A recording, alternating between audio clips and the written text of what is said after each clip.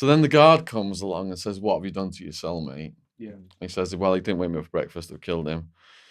And the guard says, "No, you've not." So he actually burned the guy's foot to show the guard that he was dead, and then told the guard, "Get this stinking expletive out of my cell." He later told a prison psychologist, Kent Spillman, that he regretted only one thing about the attack. He didn't have enough time to carve a swastika to dot the I on Panciano's body. Yeah. So this is just the beginning of stuff with him now. So the problem with Shaun is really where to start. So I think it's best to go back to the beginning of everything. So how you got into everything in your life. So if you can give us an overview of how it all started. It all started with my interest in the stock market, which led to me making all this money. Yeah. Trading it at 16, doubled my money, go down the library, order all these books, telling all my mates in my little town up north, Widnes, Yeah. I'm gonna go America, make $1 million. And that's what I did. But when I was in America, the money just went to my head. Yeah. The rave scene in Manchester had such an impact on me, and Liverpool, that whole area. You know, as a young person with anxiety, wouldn't go out and dance, wouldn't talk to women. Getting on the E, I was dancing so much I didn't even want to take a pee break. Just hugging people, talking to people, strangers, making friends, sharing our life stories all night long. Yeah. And then I thought, all right, when I get to America and I make money, I'm going to transfer this scene out there. But ecstasy was scarce. So I started buying it off the local dealers in the beginning. They could only get like 50 to 100 pills. Then I find out they're getting out of LA. There's a woman I know in the rave scene, Double A. She hooked me up with the dealer out of LA, Sol. And then I drive out there with some of my guys, buying 1,000 pills, like over $10,000, going over state lines. Bit nervous now, you know, thinking this guy's house could be watched or he might be going to rip me off. So he was a surfer gangster dude and he wasn't even at home. So we're sat in this road, like in West Hollywood or wherever it was, waiting for him to come back from surfing. And he shows up with all these surfer gangsters, like dudes that are like breakpoint, you know, with the, and they left and he's on his own in the house. I go in and he's like, you can't bring anyone in. So I'm thinking, all right, he doesn't want my mates to come in with me because he's going to go and take my money, go in another room, come out with a gun and just point it at my head and say, sucker. Yeah. So I'm crapping it, you know, in this, oh, it's going like this. And he comes back then with the biggest bag of ecstasy pills I've ever seen. I think they were like Mitsubishis. This was in the late 90s. Yeah. And I don't want to get ripped off. And I knew what ecstasy tastes like. A good pill should be 100, 125 milligrams of pure MDMA and clay. So I know what that tastes like. And I said to him, let me taste one. He goes, I'll get a glass of water for you. So I don't need water. I want to see what it tastes like. Yeah. He's like looking at me like, what's wrong with this guy? So I'm chewing this pill. And that, whatever it is, sassafras taste just hits you right away. Yeah. And I knew it was a good pill. Right. So we exchanged the pills. I give him the bills. And then I'm driving back to Arizona with my guys. I think Wildman was with me, his cousin Hammy, this other big guy called Seth, who was one of my bodyguards. And I'm getting all high now, feeling this ecstasy, listening to DJ Sasha in the car. I'm in my twin turbo Mazda RX-7. Got this like fur on the seat, and I'm starting to like get this feeling on my head. And then I took the pills to Wildman's apartment in Tempe, Arizona. And it went from me, originally just showing off, I've got all this money, giving people away pills for free. When you give pills away for free, you attract a lot of friends. Yeah. And then I started to see the business potential of it. So this experiment, buying this 1,000 pills from LA, they were gone in a weekend. Yeah. And I'm now thinking, do I just want to keep working in the stock market where I've got to be up at 5 in the morning, in the office at 6 in the morning? Or I could just make money from the party scene. Life. Yeah. And just like greed. I abandoned my slow and steady progress since I was a teenager in the stock market because of the lure of fast cash and excitement and Yeah. being a character in the scene. Oh, so when you was taking the pills, did you feel like you was a different person to how you would be when you was off of them? So you felt like you was more of like a character on the pills. Yeah, I mean, I almost got beat to death by some drunks when I was a teenager. One had an iron bar, smashed me in the face, knocking pieces of my teeth out. That compounded my teenage anxiety. Yeah. And for over 10 years, taking ecstasy, which melted my anxiety away, became my crutch. So for over 10 years, I'm taking club drugs, increasing the cocktails, the quantity, mixing even more drugs in, because you're always chasing those early highs to feel that feeling. Oh, yes. You never get back to it. You never get back to it now. You build up a tolerance to it, and then Yeah. So for over 10 years, I'm getting deeper and deeper into the drug scene. Yeah, people seen I'm this wild and crazy party animal. But actually, when I'm off the drugs, I'm scared to be around people. I've got social anxiety. Yeah. That makes sense. So it's just an escape from say your anxiety you already had, so then it would just dissipate pretty much and numb you, and then you could just go out and be this person. Did you feel like that's the person you wanted to be, or do you think that was just the drugs? So. It was an alter ego, because you know, when you're on some drugs such as crystal meth, in the beginning, before the negative stuff starts to kick in, you feel like you're superhuman. Yeah. And I started taking crystal meth when I was working as a broker, and it gave me so much aggression on the phone. My commissions went through the roof in the beginning. You're going to burn yourself out and crash and hardcore and lose everything in the long run. I'm not recommending this to people, but in the beginning, that boost on the phone, the aggression, I became the top producer in my office. My boss said, I don't know what you're doing, but just keep it up. So when I was a kid, I was obsessed with Marvel comics. Yeah. Like the X-Men and the Fantastic Four and all that kind of thing. And I think what I did was I created a world that was the closest thing to like characters, big super villain characters, like the Mexican mafia, the Sammy the Bull Gravano. This is the closest thing on earth to the things I was reading about as a kid. So I think psychologically, I had something inside myself where when I had enough money, I was going to create my own world. Yeah, and you could just live it how you wanted to. Yeah. So you'd be like your own comic pretty much. And I was a character in that scene. Yeah. That is more powerful than drug addiction. Yeah. Is the addiction to being a character in a scene, a powerful person, hundreds of people working for you. Now, Pablo Escobar, for example, he was worth multi-billions. Yeah. And his brother said, Pablo, why don't we just buy our own island and kick back? Then we're not going to, we're not going to end up in prison. We're not going to get wiped out by the competition. And Pablo said, you want me to kick back on an island on a deck chair, sipping a margarita, when I'm running this multi-billion dollar so it's an addiction business? to the lifestyle. Yeah. That is more powerful. Being a character in the scene is more powerful than anything. It's based in ego. Was that a bigger drive than all the money you're making too? Just like trying to maintain this like persona you made thing. The proof that was a bigger drive than the money I was making is that I was worth $2 million in the stock market. So I didn't even need to be doing the drug thing. Yeah, you didn't need it. So you was buying these pills and just giving away for free? No, in the beginning, I wasn't being the good Samaritan ecstasy dealer here. I was, in the beginning, giving the pills away for free and showing off to my mates. That was rapidly attracting more mates. Lots of friends, yeah. And then I thinking, all right, I can see the business potential now. And then greed took over, because America was good to me. I didn't need to be pushing it to the limit and breaking all these laws, getting my ass kicked out of the country and banned from the country. Yeah. If I'd have just stayed on that track of slow and steady progress, I'd probably be worth about 10 million in the stock market right now, instead of having to rebuild my life from scratch. Yeah. So going back to when you was beat up at the petrol station, do you feel like if that didn't happen, your life could have gone a different way? I don't want to say that.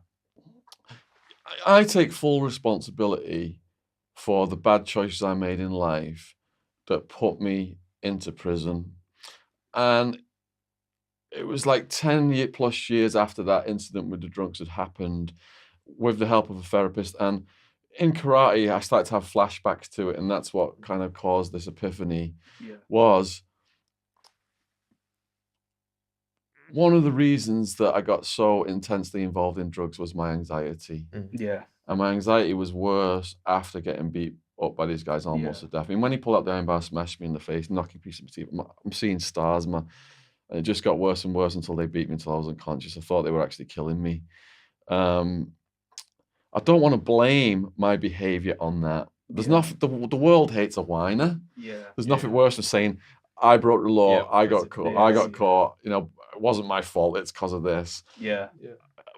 But to address my own drug addiction, I had to look somewhere. inside myself and Yeah, like- understand these my pattern of behavior and what led to that pattern of behavior, and that was a contributory factor. Yeah, so it's more of a root cause to everything, not the reason it happened. It's just like the thing that might have triggered you to have this sort of lifestyle eventually. I see people with anxiety now, you know, they won't even go on a date like unless they've had a drink or something like that. And I acknowledge that because that's what I was like. Yeah. And these people that I still have the anxiety, and there's so many people out there who have anxiety, my heart opens for them. They have to address the root cause of it. Yeah. Because on the drugs, or including alcohol, whatever it is you're taking, all you're doing is masking the symptoms. And I masked the symptoms for over 10 years. That's why I know this. Instead, I was still this shy, anxious person, but people thought I was this wild and crazy party animal because I was on 10 different kind of drugs. Yeah, that's true. Yeah. Did it take you long to realize that the root cause, not the root cause, but the seed for it was really what happened at the petrol station? Did it take me a long time? Yeah. To realize that was actually what it is, like looking back on everything. I'm not saying that 100% it was that, but it was like a major seed contributory of it, factor. What happened was, what made me, I was in karate, right?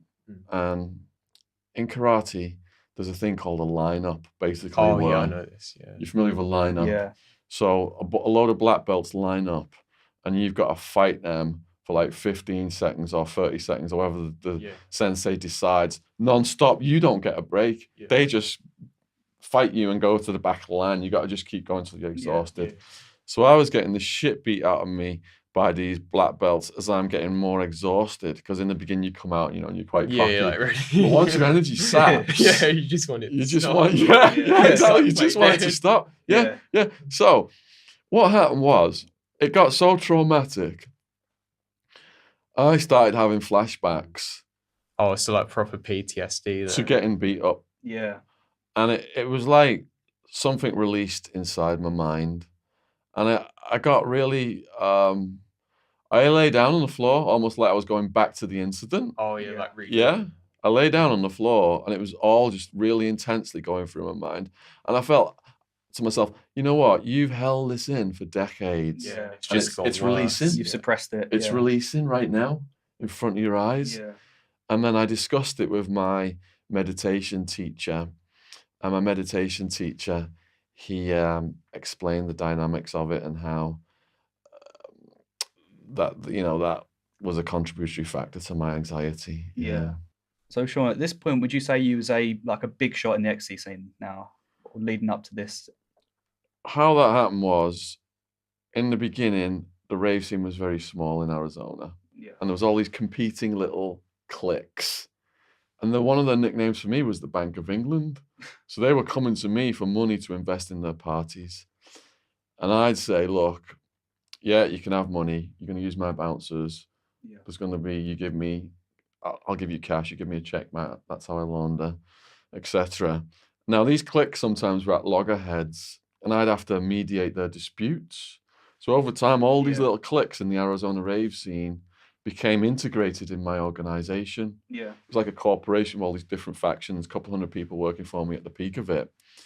So yeah, I was at the top of that ecstasy dealing rave club scene, Arizona, until Sammy the Bull and his crew moved into it. Was he a rival in the end then? Yeah, they were my rivals. Is that your main rival, like throughout the whole time you were dealing? The whole time I was dealing, most of it, I had the ecstasy market locked down. Oh yeah, because it's relatively new there, wasn't it? Yeah, so for so many years, I was the primary supplier. There were some smaller competitors. They came in and out, but didn't last very long. But the major competitor who did move a lot of pills was Sammy the Bull. Did you have any run-ins with him? Right. we went to a club, a gay club actually, called the Crowbar. Yeah. I only found out that they almost kidnapped us from this place years later. What happened was we were at the Crowbar with Wildman, maybe G-Dog, and some of my crew, and some of our women. And, you know, this is like a place we go and just take ecstasy and GHB and get our dance on. Yeah. I can't remember if it was Yellow Construction hat night. Again, Wildman go with what hat? A Yellow Construction hat. That grinding, grooving on the dance floor. Because I said he'll get up and do it, and he did. But what happened was, Wild Man and Wild Woman, their relationship was highly volatile and unstable. Yeah. They were always getting into situations. Was she American? She was a crazy Scouser. Oh, really? Some of the people who owed us money were more scared of her than they were scared of him. Really? Oh my God, yeah. I mean, she'd stab Wildman in the belly and stuff She like stabbed that. him.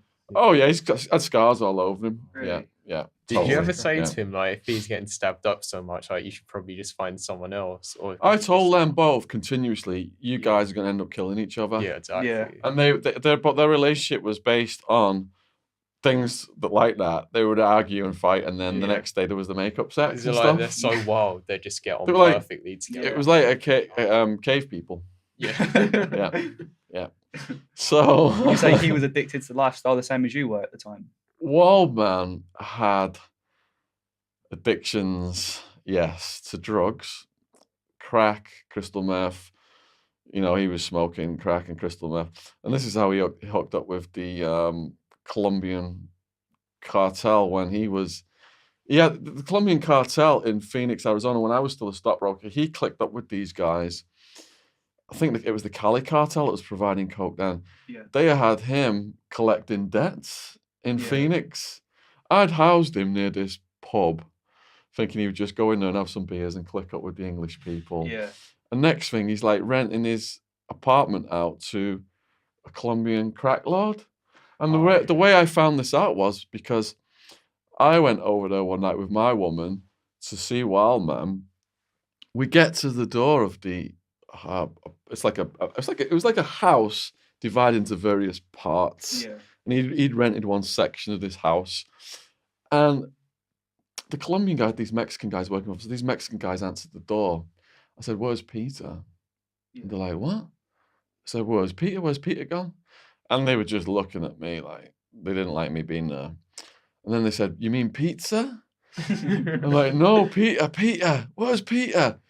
So I started to raise my voice a bit there. And then next thing, all these guns come out. Oh, really? And me and the woman I'm with, we start backpedaling. Yeah. We think, oh shit, you know.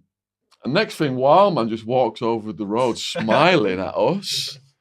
But nothing's wrong. Yeah, nothing. We think we're about to get shot. Yeah. Do you think Do you reckon he's they just would've? off his head when that happened? You're like, oh shit, like he's coming, like he's high, he's got no idea what's going on and probably going to get us all killed.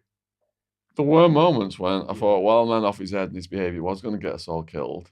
But there were moments when I knew, you know, he would take a bullet for me. Yeah. So it was a double-edged sword with Wildman. Yeah. So Now- had you not spoke to him for a while coming up to the house? Because like this happened like within overnight pretty much. I was going to his house every few days, just showing So it up, just like, happened. because he wasn't safe around phones or anything like that. He would just destroy them. Yeah. So I just show up at the house, and he says, "It's all right, La. They're a crack gang, and I've rented the place out to them because they like to move around. It's all good. Come in and meet them. In fact, the head guy is a Colombian guy.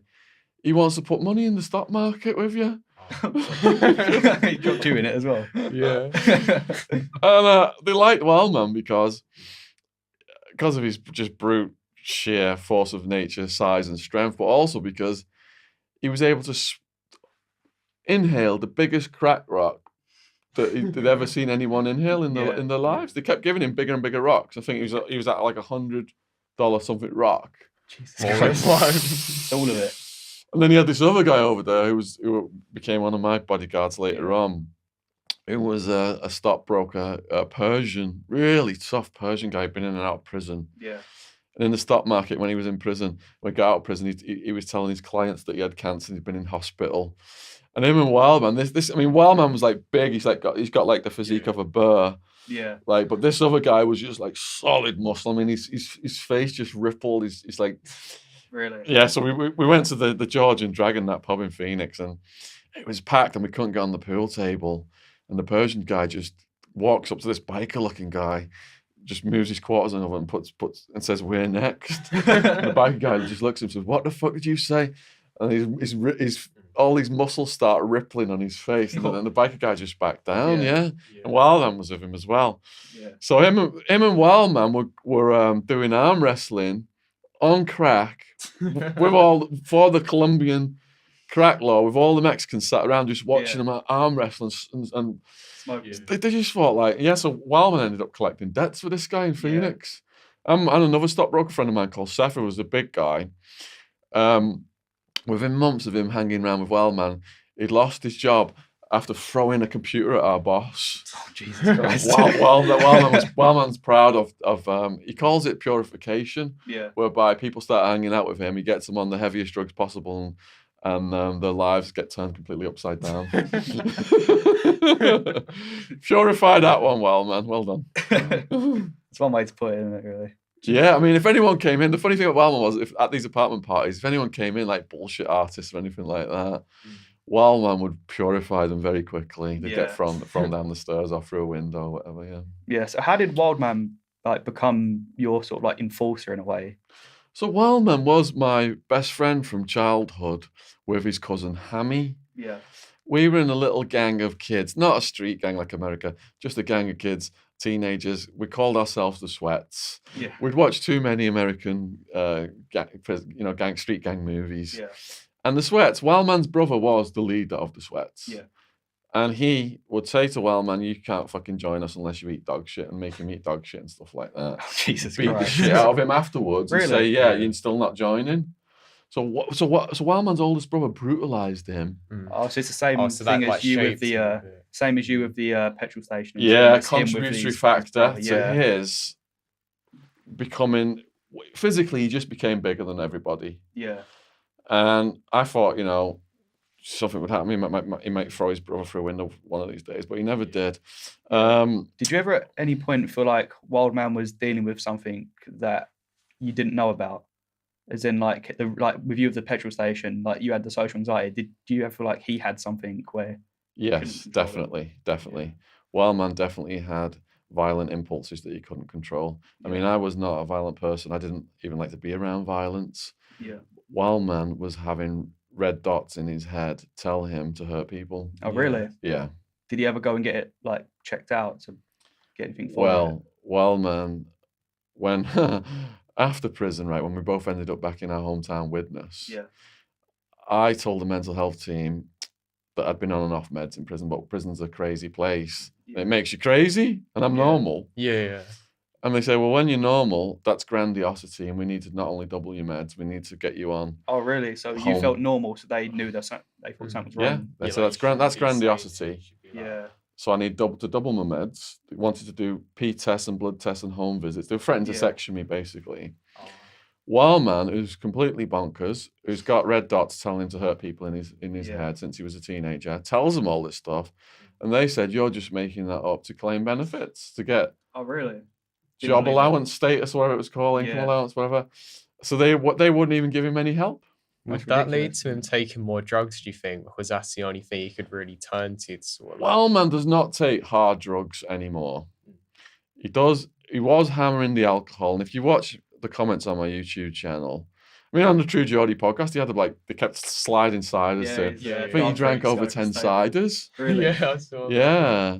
So he still has got alcohol, I think, dependency for some of his whatever's going on in him. But he's, since these comments and stuff on YouTube, he's been going on the videos now drinking water. I think he's trying to tone it down. Yeah. What would you say the craziest situation you've had with Wildman was? Craziest situations with Wildman. There's just so many. It's hard to categorize them. So his first visit was just off the hook. I mean, I thought, right, he's been in prison in England now. Yeah. And to get him away from that, I've got to bring him to America and channel that violent energy into wrestling. Oh, so you wanted to sort of rescue him be like from a the pro situation. wrestler or something. I wanted him to be a pro wrestler. Yeah. I'd seen Andre the Giant. Yeah, I saw a all bit this like Andre the stuff. Giant. Looks a bit like him as well. I saw him wrestling Andre the Giant in my mind. Yeah, you saw wild man. Yeah, with yeah, him. like that. And Yeah. again, I'm creating like a superhero world, like I Yeah. mentioned about Marvel Comics, Yeah. but in a different way. I'm still a bit naive at this stage. I don't know. The criminal thing is not burst out properly yet. Yeah. It's just things are starting to happen that's leading to it. I don't know I'm going to be this ecstasy importer yet. So I'm at work in the stock market, doing the rat race. Wildman comes over, and during the breaks from my work and stuff, one break I took him to a topless bar. Where they had pool tables, because we're always shooting pool. Yeah. And a giant walked in, literally like Andre the Giant Really? size. Not as big as Andre the Giant, physically wide, but like height tall. and stuff. With the the giantism where he's got the teeth and everything. Yeah. When Wildman's going to do something, one of his eyebrows goes up. So you knew he Yeah. was going to do something. Yeah. Before you. Yeah. And I said, when I saw his eyebrow go up, I said, Wildman, no, don't start any shit in here. Look, this is like a crazy place. It was like bikers in there and coke heads and stuff, and it wasn't like a very classy.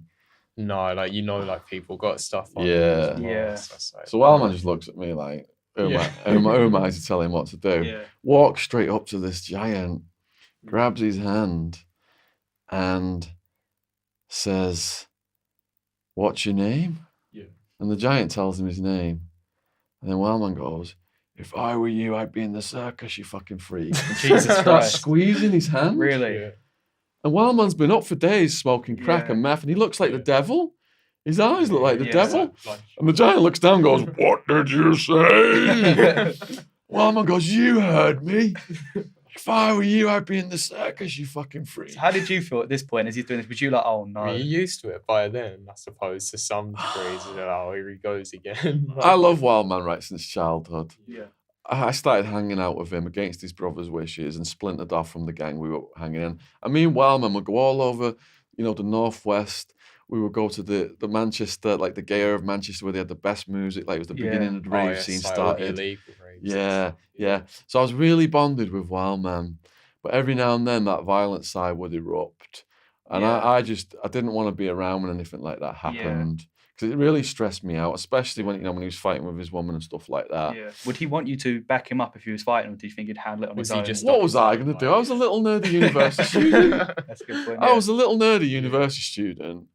And he's not choosing fights with people I'm going to be any use. Yeah. Of course I would back him up if something went down. There's multiple people on us and stuff like that. Yeah. But if it's a one-on-one with a giant, Nothing you can do really. No. So I just stood there thinking, Oh shit! It's what is it? Fight, freeze. I'm like the deer in the headlights. Yeah. Freeze. Just like, oh, should I run for the door? Should I go into flight mode? Yeah. Did he fight the guy in the end then? No, what happened was the giant just looked down at him because Wildman, he says to him, "What did you just say? You fucking heard me." And Wildman won't let go of his hand. Yeah. And he's just got this look of the devil in his Yeah. eyes. Yeah. I think True Geordie said he could see that look in Wildman's eyes. Yeah. Like, Yeah. like You can Luca. tell he could like snap at any minute. animalistic Yeah. almost. Like Yeah, he know, kept you com- look he, at kept, that. he kept comparing him to Luca Brasi out The Godfather. Yeah. Yeah. It's like almost like if you look Yeah. into like an animal in the zoo's eyes, like you can see it's like That's not an animal you're gonna stick your hand in. yeah, It's gonna bite your arm off. Yeah. You got that look in his Yeah. eyes. Yeah, that Wildman has that look in his eyes. Yeah. The giant saw that look in Wildman's eyes and backed down. And how he did it was, he actually like started talking to Wildman about England and stuff, and then he told Wildman, "Come outside, I want to show you my car." Yeah. And the giant had a special car where his seat was in the back, so he could really? get his legs onto the pedals. Yeah. The giant, Wildman explained to the giant, that he was in the collections business, and asked the giant if he wanted to join him on collections. And the giant actually said yes and gave him the phone number. But Wildman lost the phone number. So that Can you could've- imagine showing up at someone's house who owes you money? Wildman and the giant. With Wildman on one side and a giant on the other. Terrifying. I was gutted he lost that number. Yeah, I had plans for that guy. When did he let go of his hand? Like, at what point was it when he's actually outside looking at the car? Was he still like too like? Oh, he did let go of his hand, yeah. The giant, the point where they were going to fight was when Wildman had his hand. And in the end, the giant saw that he was serious and he wanted to fight. And then the giant just didn't react to that violently. He just said something normal and lowered. He de-escalated the conversation to a normal. You said you was with like different women in all these places. Did you ever settle down with anybody in the end when you was out there? I was married 3 times and they all lasted about like 2 to 3 years or so. Yeah. Yeah. Do you have any stories that happened with these wives you had? Oh, I've written a whole book on it called Party Time. You can imagine the sort of stories you'd have with the sort of lifestyle you had. With different Well, the second one, we didn't get married because it's a horror theme with you guys' YouTube channel. The second one, we didn't get married in a courthouse legally. She collected serial killer books. One of her favourite movies was Natural Born Killers. Yeah. And do you remember how they got married in Natural Born Killers? Yeah, No, I don't remember that. They're on a bridge and he pulls out a knife. Mickey and Mallory knocks, slashes the hand, and the blood just comes out and they commingle their blood. Yeah. So we went to this new age area of Arizona called Sedona. And it's beautiful. It's like marsh and landscape, red rocks. Yeah. And there's all this forest area up there as well. So in the forest, she just pulls out a knife and just slashes my hand and commingles the blood. Wow. Now, when I met her, she was a former Calvin Klein model who'd got in a car crash, got on painkillers, and was doing crystal meth when I met her and packing a handgun. Yeah. And I thought that was cool, packing a handgun, woman packing a handgun. It's like the danger of it. And just adrenaline junkie me. Attracted to the dangerous lifestyle. One of the times I went over to her apartment early on, she was trying to move a waterbed and she couldn't figure out how to move the waterbed. So she just pulls out a handgun and shoots the waterbed. Yeah. Sometimes after raids, we'd be driving back along the road and she'd just start popping off rounds into the sky. Yeah. Yeah. She had 150 silver bracelets on each arm. So as we got our relationship developed, I bought her a silver anniversary Corvette just to match her jewelry. Yeah. That just shows the life you're living then. If you could just it's like a movie, wasn't it? Really? That was before the big dealing. Really? That was I was just getting them from LA when at the tail end of when I was with her. Yeah, I wasn't getting them from Holland yet. So you got them from Holland in the end? In the end, why buy them from LA for $8 to $10 when you can get them from Holland for $2, $3 or less? How did you manage to import including all of the costs of the smuggling? How did I manage to get them into the country? Yeah. I had a lawyer advising me. And that's Saul Goodman sort of lawyer. Don't try this at home, folks, because this was before 9/11. Yeah. You can't get away with these things now. Right. So I had one woman actually. You can't just jump on a plane from Phoenix, go to Holland, get the pills and come back. Anyone coming back like that, it's a red flag. You've been to Holland. You're at least gonna have some weed or something, they think. So nearly everybody gets searched on these flights. I had one woman went to Europe, flew back, not from Holland, from a different European country, and then flew to Phoenix Sky Harbor Airport. She had them in vitamin jars in her luggage. She got stopped by customs. They took her in a room like this on the table, opened the luggage, took them out of the vitamin jars, put them on the table. They said to her, "What are they?" Yeah. She said, "Vitamins." They said, "Cool." Put them back in her luggage and told her to have a nice day. Wow. Really? Yeah. Is that simple? They didn't know what ecstasy was. They didn't. Yeah. No. Oh, they just never saw it. This was like 90s, like mid 90s, late 90s. Yeah, so just the authorities weren't hip to it yet. Yeah. But the lawyer said, "Look, let's stop doing that. We've got to go through Mexico." So I had operations in Rocky Point, Puerto Penasco, had beachfront property, and the wild ones were down there as well, wild man and wild woman. So that then became a hub. Our smugglers would go down, fly over to Europe, then fly back from France, for example, to Mexico City. Then from Mexico City, which is on the far coast, the east coast, come over to my coast, the west coast, to Hermosillo. Yeah. I had this property in Rocky Point, and then the smugglers would bring the pills down there, and we would transfer the pills then to other smugglers. So these new smugglers would drive them over the Arizona border in like brand new SUVs, Yeah. University of Arizona stickers on the vehicles, diving tanks, all this tourist stuff inside the SUV, and nobody ever got popped crossing the border. Really? Is that Yeah. just because like the time then, or just because the border's so big they just can't? Because we learned how to manipulate the border guys. Now, I mean, I was an illegal alien in America. I wasn't even supposed to be leaving the country. If I left the country and they stopped me, it was all over. It was all over. But I was so confident that I could just put on an American accent and show them my driver's license and say, "Have a nice day." I just went in and out like that. And the people who were taking these pills back over were just clean-cut young people, like, in the 20s, in the early 20s. Maybe they're just like you guys, for example. More than likely. Yeah. Just like they wouldn't be involved in some heavy drug transportation activity.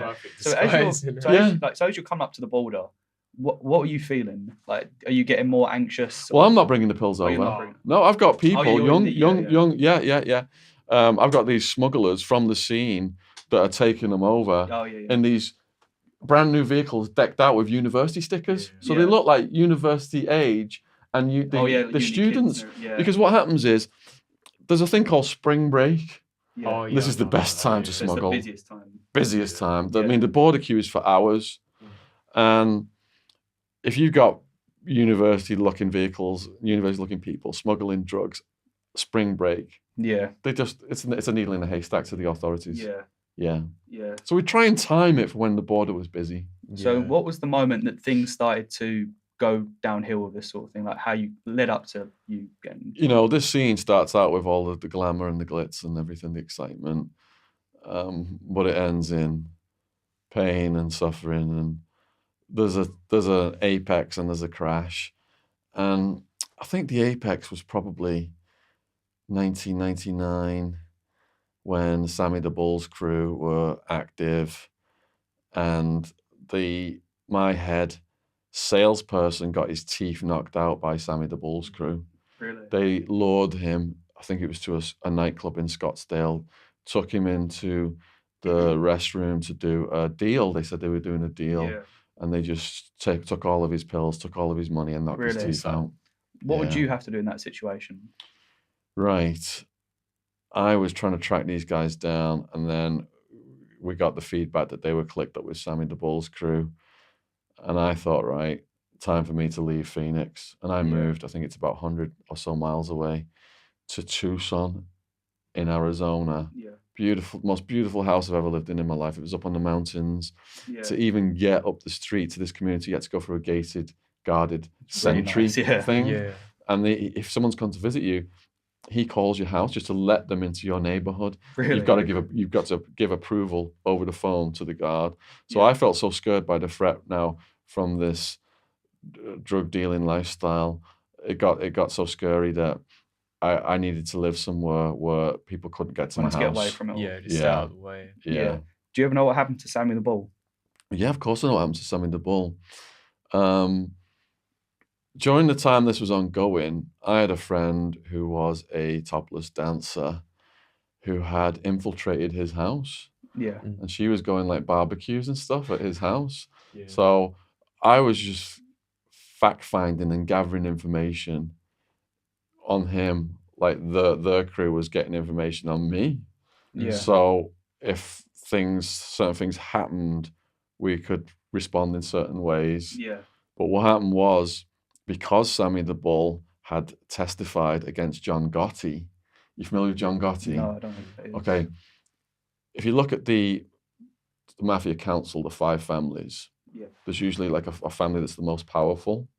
It was the Bonanos when a guy who protected me called Two Tonys protected me in prison. He worked for the Bonanno crime family. But the Gambino family became powerful. And the boss of the Gambinos was Paul Castellano. And he said to his underlings, you know, if you get involved in drug money, it's the death penalty. Yeah. But he was taking money from drug gangs himself. Yeah. Paul was going around in a replica of the White House in his silk pajamas, losing touch with the foot soldiers. So Sammy the Bull and John Gotti was his partner in crime. John Gotti wanted to be the boss. Yeah. You can't just whack the boss. Yeah. That's the death penalty as well from the Mafia Council, because John Gotti, because he was taking drug money, he thought he was going to get a death penalty sanctioned by his own boss. Yeah. So what they did was they had guys in Russian fur hats and trench coats whack Paul Castellano as he was going into one of his favourite steakhouses in New York. Oh, really? The Russians did it. Yeah. And they did, for a while, become the leaders of the Gambino crime family. Oh, really? John Gotti, they called him the Teflon Don because whenever he went to court, he had this brilliant lawyer and legal team, and the charges would never stick. Yeah. So Sammy the Bull ended up, when the feds nailed these guys, Sammy the Bull ended up cooperating against John Gotti. Oh, really? Yeah, now Sammy the Bull's in Tempe, Arizona. When this stuff's going on, you know, I've got a woman who's infiltrated their organization, feeding us information. But the people who work for Gotti, they're in town as well. I think they've got a guy who's going to blow Gravano up. I think they've got a bomb. I think they've got a bomb. I'll have to double check that. I'll have to fact check that. But they're coming to kill Sammy the Bull. Yeah. Now the feds are watching Sammy the Bull as well. I mean, this is like a scene out of that movie. What's it called? There's that one movie where they accidentally steal the mafia's drugs, and they end up in LA at the end, where the mafia are coming and the police are coming and the feds are coming. They're all coming at once.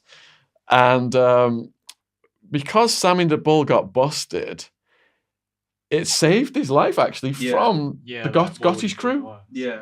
Because all the Gotti people, they got arrested as well for coming to kill this guy. Yeah. Do you think like if Sammy the Bull was an operator and you could have gone on alright relatively, or do you think it still would have ended the same if he didn't exist at like the same time as you? So Sammy the Bull got nailed, and I'm thinking, yeah, thanks, cops. Yeah. You just put my competition out of business. You can't believe your luck. Yeah. But that, again, was misguided because all those resources they had on Sammy the Bull were then directed at me. Yeah. So multi-agency resources were then put on me. Yeah. So anyway, I met a woman, and she taught me how to deal, and she saw how heavy things were getting. Yeah. And I quit, and I thought I got away with it. Yeah. I thought the police had to catch you with the drugs. But no, You don't have to. all it takes is someone from your past. One person. Yeah. The police had 10 witness statements against me. Yeah. So that's not too many, really, though, if you think of it, for what it could have been. It was enough, though. These weren't, well, after they arrested all my friends, over 100 people, only 4 of them agreed to cooperate, which was really good. Because that's how loyal everyone was. That's how tight we were. Yeah. Sammy the Bull's crew, I think 57 people arrested with him, and they all agreed to cooperate. Everyone? Yeah.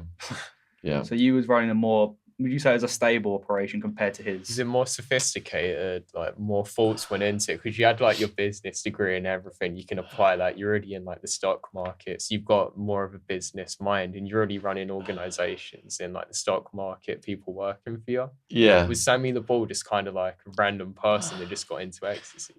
There are elements of what you both said in the response to this. Now, I mentioned earlier how I came into the rave scene early and united all of these cliques. So I had a lot of loyalty from the locals. Yeah.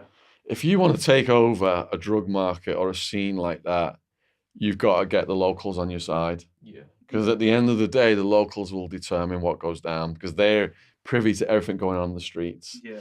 If there was ever any kind of situation that I needed to get information about, Yeah. I had people on the streets, all these local people would tell me exactly what went down. People come to me because the situation happened, and I say, yeah, so-and-so's done this. Yeah. You know, this guy took your drugs or whatever. I could get all the information for them and solve mysteries for them, criminal mysteries, with these hundreds of people working for me. And I think what it was, you know, like I said in the beginning, I was giving the drugs away for free. Yeah. I never stopped giving the drugs away for free to all the people who worked for me. Kind of for you. Yeah, we built a very tight community. We all knew pretty much where each other lived. When people were down and out or had situations going on in their lives. We'd all try and boost them up and help them psychologically. So there was this genuine friendship, this genuine bonding. Yeah. We were like a crime family. It's like a sort of community. Like, Yeah, we in had a way, we had a legitimate crime family. yeah. We even had crime family dinner every so often. Really? Sure. Yeah, Catch yeah, up. yeah, I yeah. was well, where you kind of started out as one of them, you didn't just come in as like this big guy anyway. It sort of helped your cause a bit. What it is, I think the rave scene attracts a lot of misfits. Yeah. Yeah. And I'm a misfit. Yeah, people like you with the I'm anxiety and eccentric. stuff as well. So all these other misfits and eccentric people were working for me because we all got along great. Yeah, you all understood each Yeah. other. Yeah, Yeah. yeah. So, what was the moment you got busted? How did that happen? How did it come about? May 16th, 2002. I'm on my computer checking the stock market out early in the morning, and then just like bang, bang, bang, bang, bang on the door. I look through the people, blacked out. Is it people coming to rob us, or is it the cops? Whole place is surrounded. Oh, Yeah. really? So me and my missus, by the time we're going to let them in, the door just goes bam, just flies off the hinges.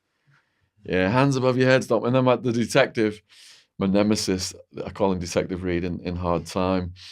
He's like, yeah, we've got you. You're a big name from the rave scene. It's all over Attwood. He's all just like mocking it in my face. Yeah.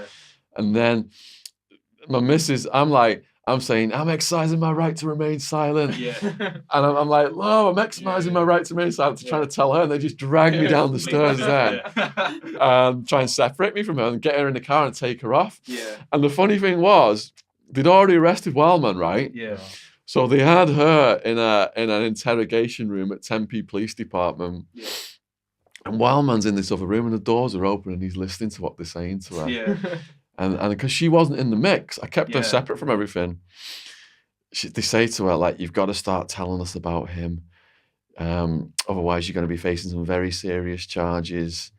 Yeah. And next thing she said, she just heard Wildman's voice go, very serious charges. Very serious charges, my fucking ass. Daft fucking pig bastards.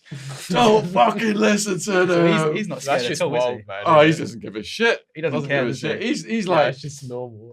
I think I ended up in there and seeing some policemen around him, and he's like, daft pig bastards, call me fucking Matt Vicker. I ain't telling you fuckers anything. Do you think they're ever scared of him just because he was like that, or? Well, the police scared of him. Any police officer, so like, in random encounters, could you ever sense like a bit of intimidation or anything from them? Everyone who comes into his presence is intimidated by him. There's like an aura about him. Before we went to the True Geordie podcast, the last one with Wildman, we went to Nando's. Now, in Nando's, to get your food and your drinks, you've got to go. Yeah, go to the tills, yeah. Right. So Wildman and me sit down. I think I went for a piss or something. And I come back and there's a person at the table taking Wildman's order. Oh, Really? so he didn't Yeah. even Didn't even go have out. to carpentry. And I said, why are you taking his order? We have to go over there. And he goes, there's just something about this guy. I felt like I needed to give him his drink. That's causing any trouble when he gets up I suppose I would. So he has this effect on everyone everywhere he goes. I mean, he's charming as all hell. Yeah, he seemed like a really nice guy. But he's got that animal look in his eyes where he he just he could eat you if he feels like it in a second. Yeah. So going back to the when you got arrested, when you was in the transportation going to, was it the police station you were going to, or would it be a jail you went to? All right, so SWAT team comes in Scottsdale. Yeah. It was a multi-agency investigation, but the feds didn't want the case, so they gave it to Tempe Police Department, my nemesis, Detective Reed.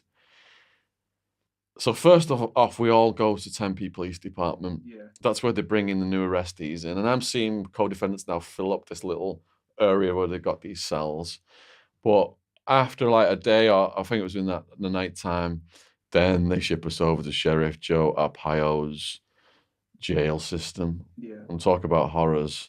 You knew what you did. That place is the horror place. No, I didn't know properly. Oh, wow. Oh, really? All I'd seen was him on the TV trying to boost himself, like showing me and my posse go out on horses and arrest prostitutes. Or we're out cleaning up these neighborhoods. taking all the rotten grapefruits. Didn't realise that it was the grapefruits. It was the food they were serving the prisoners. Yeah, rat-infested neighbourhoods. Is that the worst place you ever went, like prison-wise? Prison-wise, Or sorry, like anywhere you're getting held, is that just the worst of all of them? Or right. I'm about to do a video on 6ix9ine.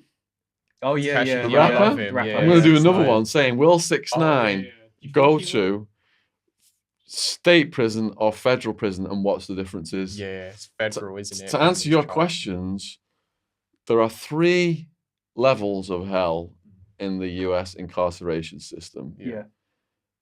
The worst level is the county jails. County jails, people are in that line where you're waiting to go in with all the newly arrested prisoners now. Yeah. They got people who've been beat down the cops and tasered who are high on drugs. They got guys who've been robbing places with weapons. They got like homeless people. They got drug addict people. They've got just a whole eclectic mix of all kinds of different prisoners. Yeah. Off their faces, people with scars on their faces. Yeah. People have just had fights with the police, and So just been dragged in, pretty much. people have been in Like, bar fights, whatever. So imagine being put then in Yeah, a it can holding kick off cell at any Yeah. minute. with 30 of these people. Yeah. Well, you can't move. You're not like Yeah, yeah. this. Do you It's like remember you what don't you was wanna. anything you was thinking at the time you was in there? Like the moment you saw what you was like the situation you was in. Do you remember your mind frame at that time? My mind frame at that time was everything I've done, it's going to catch up with me now. So it's Yeah, like over just for the rest of Yeah. your Instant life. like regret Yeah. for what you've done. And It was like, I'm fucked. Yeah, everything I've was done you worried now. about your family finding out about all this too? Oh man, that's the worst. I thought because I had put money in people's names, they would bail me out and get me a lawyer. But the police were one step ahead, and they'd arrested everybody in the same days, pretty Really? much. Yeah. So I had to turn to my family. Yeah. So Yeah. did they have was- no idea about, and no one in your family had any idea what was going on before this? No, they just thought I was throwing raves. How did you first say it to him? Like, what was the opening words? I can't imagine that. Oh. I was sick to my stomach for days. My aunt, she was local, so the communication with my aunt came up fast. I didn't even understand how to call, reverse call to my parents in the UK or anything like that. But to call my aunt, I called my aunt, and she said, look, we're going to have to tell them and stuff. And I'm going to tell them, I'm going to put it in the nicest possible way. And then you're going to have to speak to them. And the other thing was, you know, I needed a lawyer as well, because if you in Yeah. America, if you justice is They can give you a lawyer, can't they? But It's is not it going to not do good, a is it? lot. you get what justice you can Public afford in defender. America. Yeah. Public defenders, if you've watched Making a Murder, if you saw Len Kaczynski, who was Brendan Dass's lawyer, he was basically saying, yeah, well, this is a serious crime. It looks like he's done it. You get the When he justice you just pay needed- for. pretty yeah, much, well, he just Yeah. like set up his own client Yeah. for the fall. Do you remember when you did call one of your family members, like their reaction to it? Do you remember how they reacted to you telling them this? My family. Yeah. Yeah. So my aunt was shocked and couldn't believe it and thought there'd been a mistake. My parents, when they got the call from my aunt just announcing it, it was my sister and my mum, and they couldn't believe it either. They were in shock. Yeah. And I think at the end of the conversation, my mum just said to them, you know, how's your family doing? Yeah. Yeah. Because she was in shock. She hadn't processed it. And processed it. Yeah. Yeah. Yeah. Was So it like was a? horrible. Could you tell when you was in jail that it was a weight on your family? Or did they try and put on a front to seem strong for you? I suppose you see through it though, don't you? In some ways. I tried to shield them from things because I didn't want them getting too stressed out in the beginning. But as we were blogging, I had to like let them know more of the depth of what was Yeah. going on. And, you know, asking them for the money and everything, it was just heart-wrenching. It really was. Yeah. I saw people get disowned in the prison by their family members because of involvement in drugs, repeated involvement in drugs. Yeah. And I was blessed that I had such strong family Yeah. support. They came out and visited every year. Yeah. They had my back. They came up with that money for the lawyer. If they hadn't come up with that money for the lawyer, I would probably still be in prison now. Yeah. Really? Yeah, How Didn't long have to- could you have been given? 200 years. 200 years. Yeah, yeah. So it's the Within the first year, they slapped serious drug offender status on me, which is 25 to life alone. By the second year, they had additional charges on me, so I had 20 plus charges, of which carried maximums of 10 years each. I did. So if you go to trial and lose, Yeah. they stack all your charges up to make an example to the other unsentenced prisoners Yeah. not Oh, to I go to suppose. trial, because it Yeah. costs Yeah. the state money to go to trial. When you first heard all this, what was going through your head? I wanted to kill myself when they told me I was facing 200 years. Really? Yeah.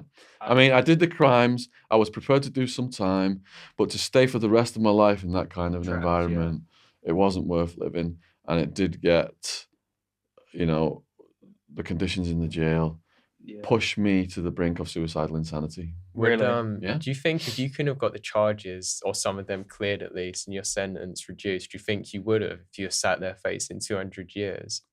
Or do you think you would have been able to keep going and living? If I had actually got a 200-year sentence, what would have Do happened? you think you would have just ended it all like 5 I've years? met lifers who've gone through that arc of wanting to kill themselves and then not done it, and then just tried to make the most of it for the rest of their lives, like helping young people get the high school diplomas or whatever, teaching, doing legal paperwork, becoming lawyers because they've got good educations and educating themselves in prison.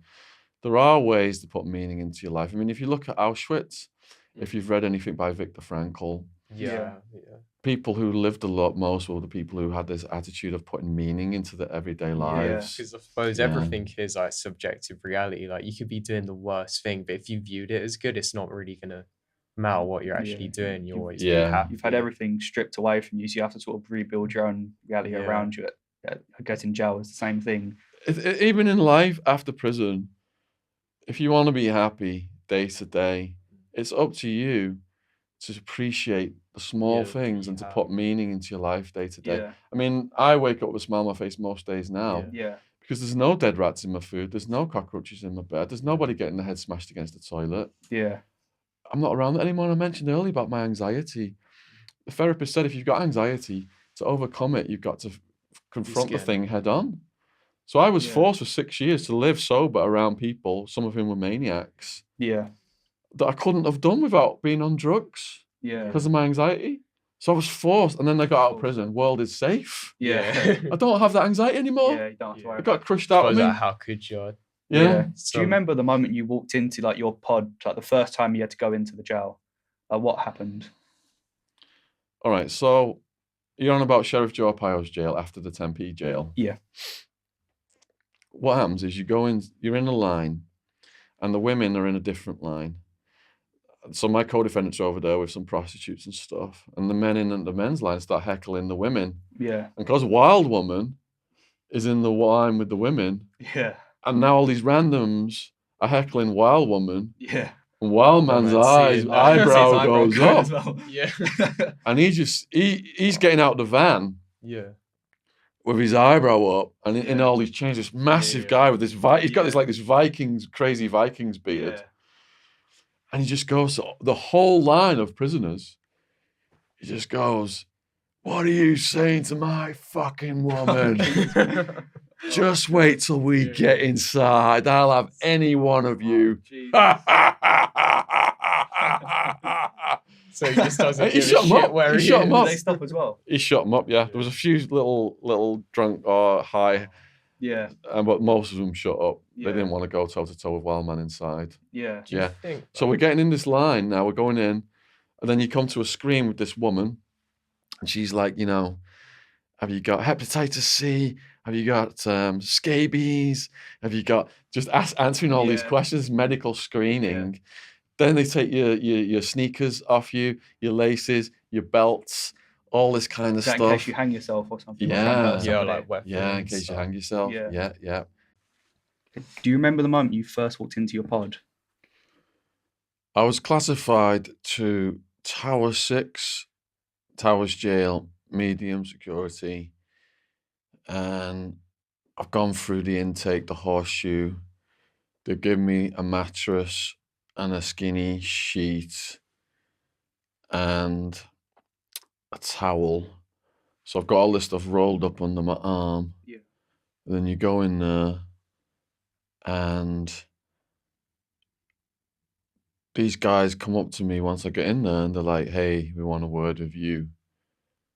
And you can't say no to them, or they're just gonna smash your head into the wall. These are like, they've got like swastika tattoos, skinheads. Yeah. So I went into this cell, and they closed the door behind me, and I couldn't get out. Then I'm trapped, and the biggest one gets in my face. He's like, "What are your charges? What are your charges?" My charges are on a little print out from the jail. It's all legal terminology. I don't understand what it means. So stupidly, I say the worst thing possible. I say, "I don't know what my charges mean," which is a really bad answer. Now they think I've got something to hide. "What do you mean you don't know what your charges mean? Are you a chomo? Are you a chomo?" They got me up against the wall about to smash me. I didn't even know what a chomo was at this point. What chomo is child molester. So if you're a chomo and they see it on your paperwork, KOS, kill on sight. Other charges, SOS, smash on sight, like drive-by shootings, because women and kids sometimes get hit. They saw I was in for drugs. I pulled out my charge sheet.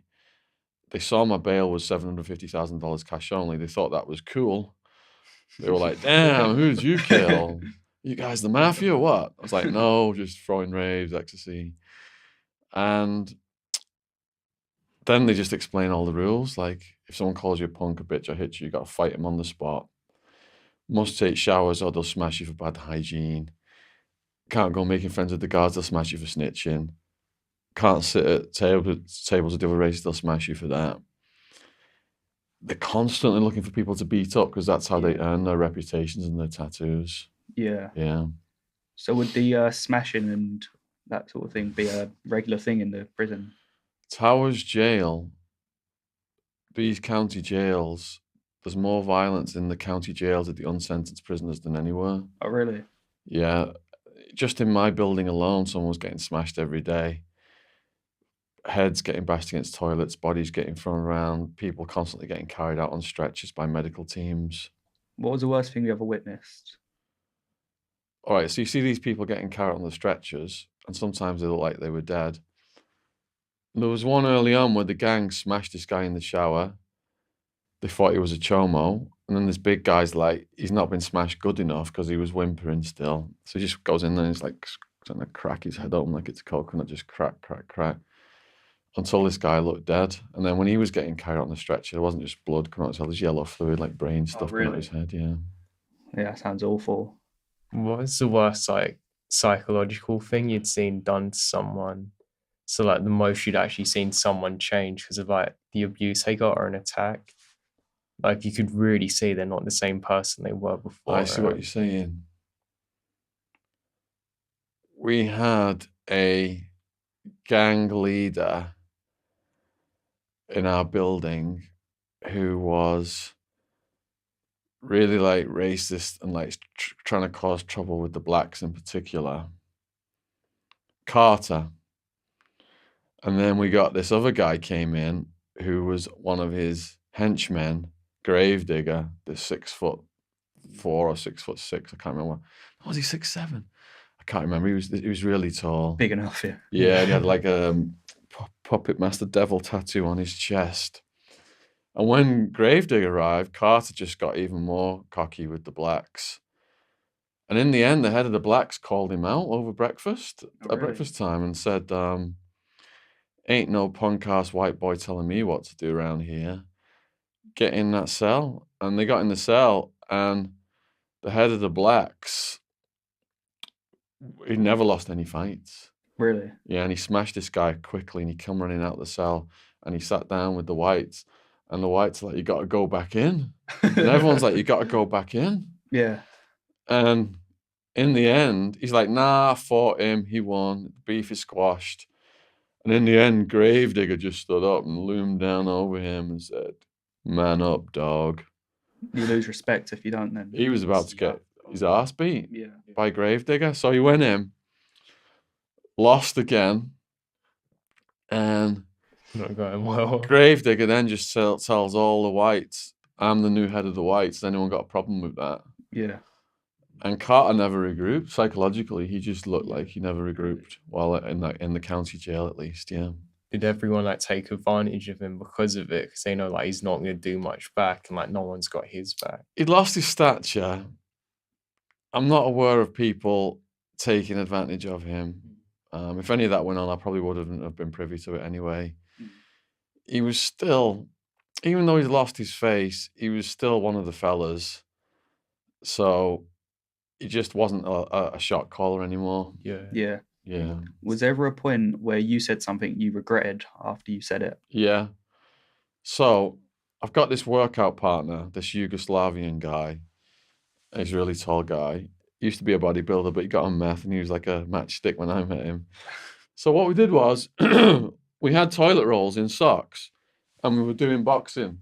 We hung it off. Yeah. And some guys come in and they're watching us. And I said to them, "You guys going to join in? I'll be cheerleaders." Oh, yeah. So it sounds like you called him a bitch. Pretty good to be fair though. No, it was bad. Almost caused really major problems. So there was a Chicano gang member in there. Chicano means like Mexican American. And he said, "Cheerleader, sounds like you're calling me a bitch." And then he's like posturing up like we're gonna fight. And then I'm like, my workout partner, the Yugoslav guy, is like, "No, England didn't mean that. He's just trying to encourage you guys to join in. He's not showing you any disrespect."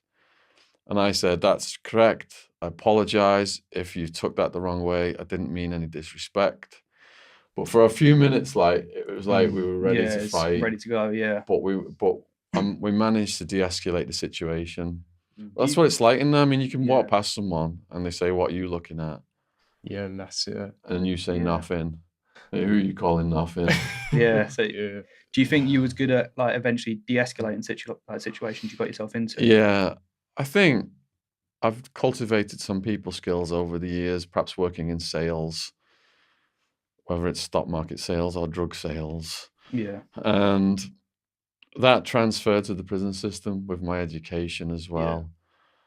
And just over time, learning the psychology of the prisoners. Yeah. And then coming up with strategies to help them and also to bond with them and be part of the community. Because if you're not part of the community, for example, there's all this slang that you don't understand when you go in, but you try and pick it up as fast as possible because you want to fit in. Yeah.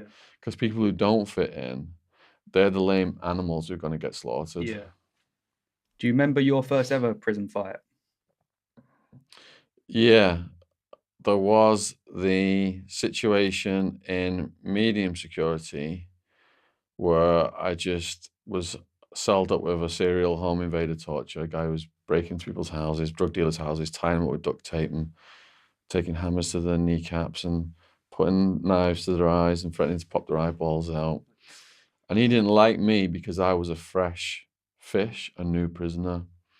So he got his mate, 20-stone gang member, to attack me when my parents had flown to visit me for Christmas. Oh, really? Yeah, so he comes up behind me in this crowded corridor, bam, bam, kidney punches. Now, if I don't hit back, I'm a punk. Everyone's going to prey on me. If I do hit back and the guards see it, I'm going to lose my privileges, my visits. My parents have just flown 5,000 miles. Yeah. They can even add charges on and more time onto my sentence. Yeah. But if you don't hit back, if you're a punk, you're going to spend the rest of your time inside cleaning people's toilets, performing oral sex, and getting rented out as a prison prostitute. Yeah. So what do you do in that situation? You got to go at them. Fight back. And it was like hitting a big bag of cement. I threw kicks and punches, and he ended up knocking me down eventually. Even my mum could tell at the visit. I'm not going to say what's happened to anyone, but mum was asking what happened, and I said, I just couldn't say because she's already had a nervous breakdown over my situation. Yeah, so it's already affected her bad enough. You didn't want her to have to worry even more than she was. Strong. Yeah. Did you ever have anybody in prison that you thought was going to be a threat to you, but ended up being like a friend? When I first saw T-Bone walk across the yard, it was like seeing somebody out of a Conan movie or a Gladiator movie. Yeah. And because he was a black guy, because of the rules of racial division, I couldn't just go up and talk to him. And he was intimidating to look at, but he learned about my writing, as members of all of the races learned about my writing, and he popped up at my cell door one day when I was just sat at my stool writing on my little table bolted to the wall. And I knew someone had shown up because the sunlight had been completely blocked out. Yeah. That's how big this guy was. And he struck up a conversation with me, and he was interested in English history, very articulate, very friendly. You know, I projected into him all of this scary stuff, but he was a really nice guy. I've actually brought along one of the first conversations we had because I told him I was blogging and would he be interested in putting some of his story on the internet. And he didn't give me a yes or no that evening, but he came back a couple of days later and he said that he'd prayed and he decided to do it because he was very religious. And I asked him, how much prison time have you done? This was back in 2007. 18 years since 86. How many riots have you been through? 4 big ones. I saw people losing their lives. Heads get bust open with weights, pipes, baseball bats, picks, shovels. People getting shanked in their eyeballs. How did it feel to be in those riots? You got to do what you got to do. You got to get down. It's hard for me to explain to people outside of prison the effect of calling another prisoner a punk. If someone calls you a punk, how does it make you feel? Right away, I'm thinking of death. I'm not going to go berserk. I'll wait and catch the person alone. The cops can't see it, but I'll deal with it. How? Depends on who's saying it. If someone calls me a punk, that's like saying I'm a piece of nothing. I'm subhuman and have no honor or self-respect. I need to be killed. In prison, you have 2 things, yourself and your word. Certain words are worse than raping someone. If someone calls me a punk, I'm going to handle my business. Whites, Mexican Americans, and Mexicans make up most of the population in here, so you must have experienced a lot of racism. In Arizona, blacks are always at the bottom of the totem pole. I've experienced pure hatred because of the color of my skin, people seething with vile contempt and hate, looking like they want to kill me because I'm black, but I'm wearing the same prison clothes, doing the same time. How cheap is life in prison? It means nothing. I've known people killed for as little as $40 worth of heroin. You must have lost count of the fights you've seen. I've seen so many people get annihilated, it's unreal. I've seen cops get stabbed, one in the eye. You must get sick of it. The raping annoys me the most. It's the foulest thing for a man to do to another man. Back in the day at the walls, every single night someone was getting brutalized. You could hear male flesh pounding male flesh. And how come nobody stopped it?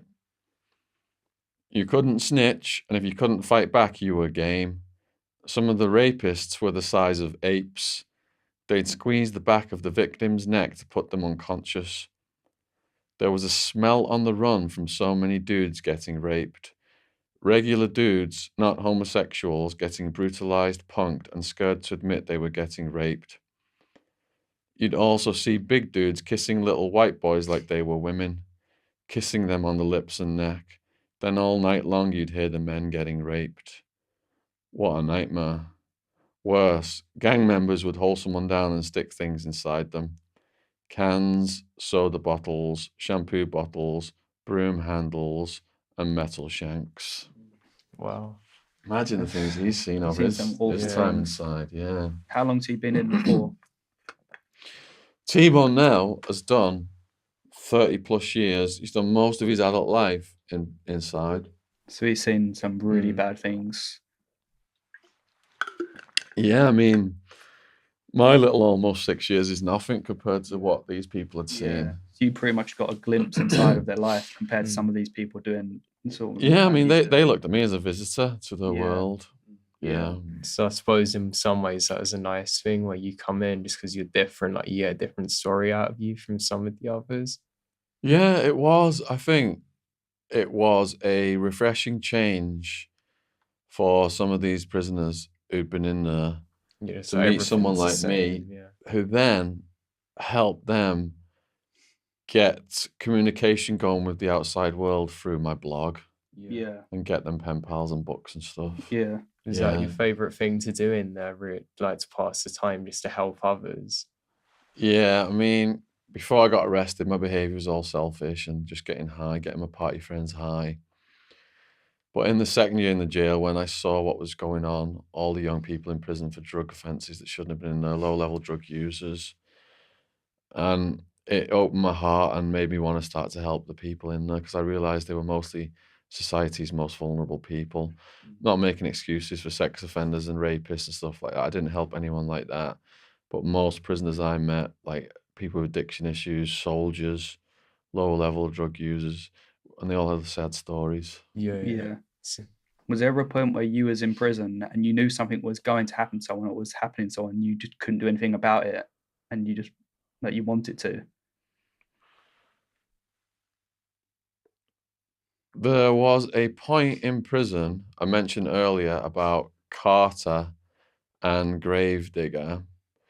So I had a friend actually who I knew before prison, who I had took out one night in a limo and we got really high and had Taking these glitter rave women with us and stuff. And he had a really good night, so he vouched for me, and he ended up cellmate with Carter. So he gave me the inside scoop that Carter and Gravedigger had decided that me and my cellmate Troll were the two whites least representing the white race.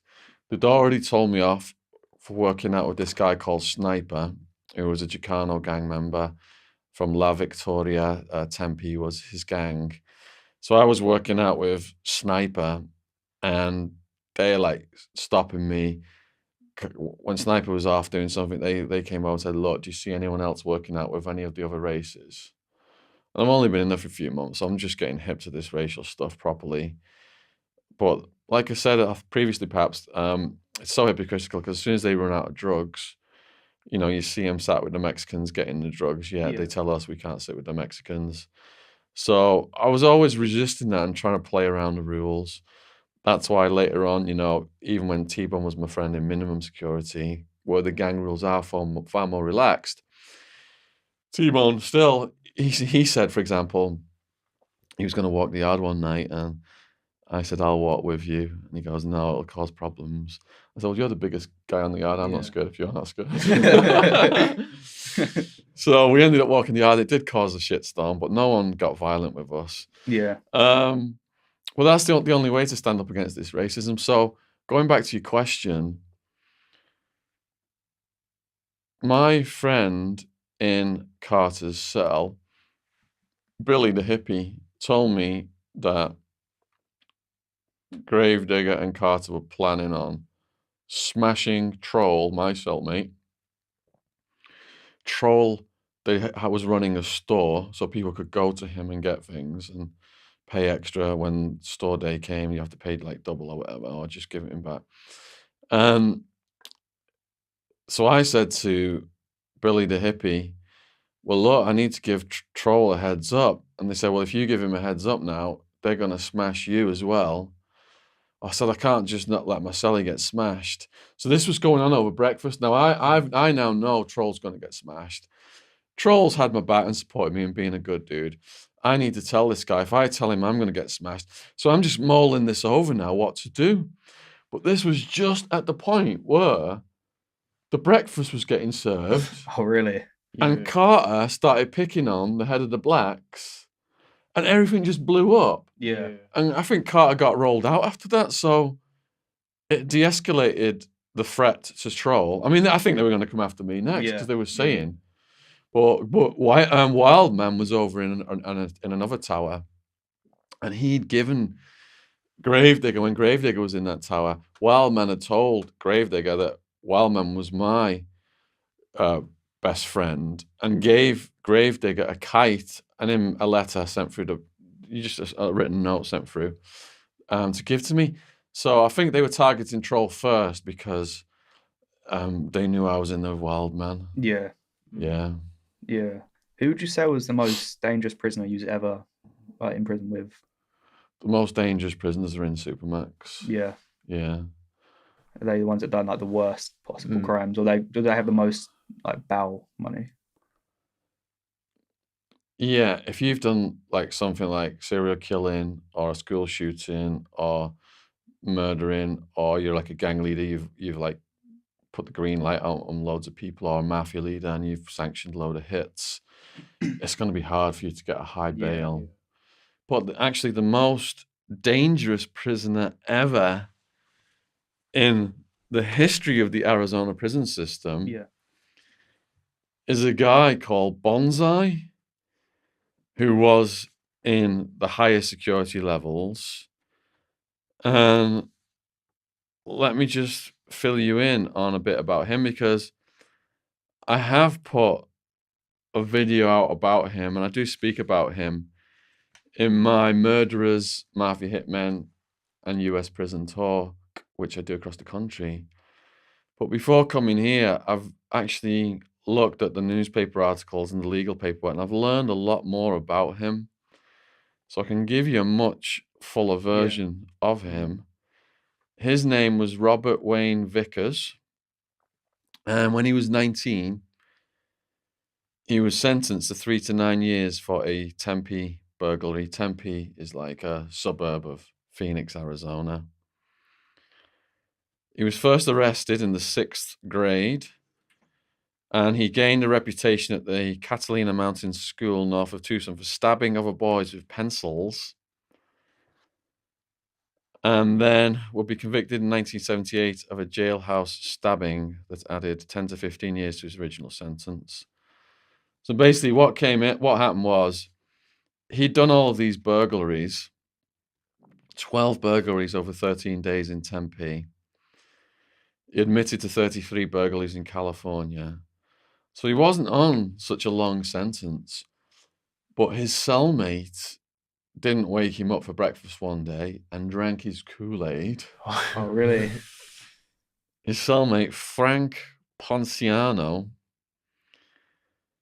And then Bonsai was so angry, he actually strangled him with a sheet and stabbed him multiple times with a shank that he'd made out of a toothbrush. Really? Yeah. Then he carved the word bonsai. Oh, is that how he got notorious? Yeah, because he misspelt it. He spelt it B-A-N-Z-A-I. Banzai Bob is what he carved. Unlike the Japanese war cry, bonsai with an O. Yeah. So then the guard comes along and says, "What have you done to your cellmate?" Yeah. He says, "Well, he didn't wake me up for breakfast. I've killed him."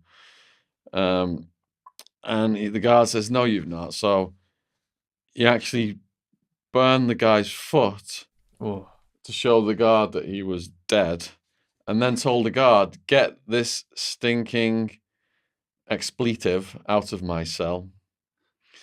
He later told a prison psychologist, Kent Spillman, that he regretted only one thing about the attack. He didn't have enough time to carve a swastika to dot the I on Ponciano's body. Yeah. So this is just the beginning of stuff with him now in the Arizona prison system. So he's making makeshift knives and bombs, attacked more than 11 prison guards.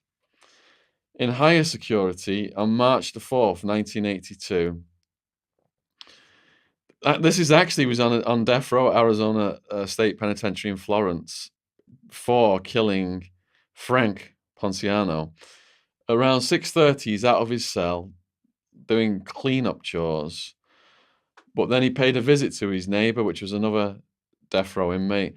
Apparently, his neighbor had talked some smack about Bonsai's niece. Yeah. So Bonsai had built a firebomb from her gel and an ice cream carton.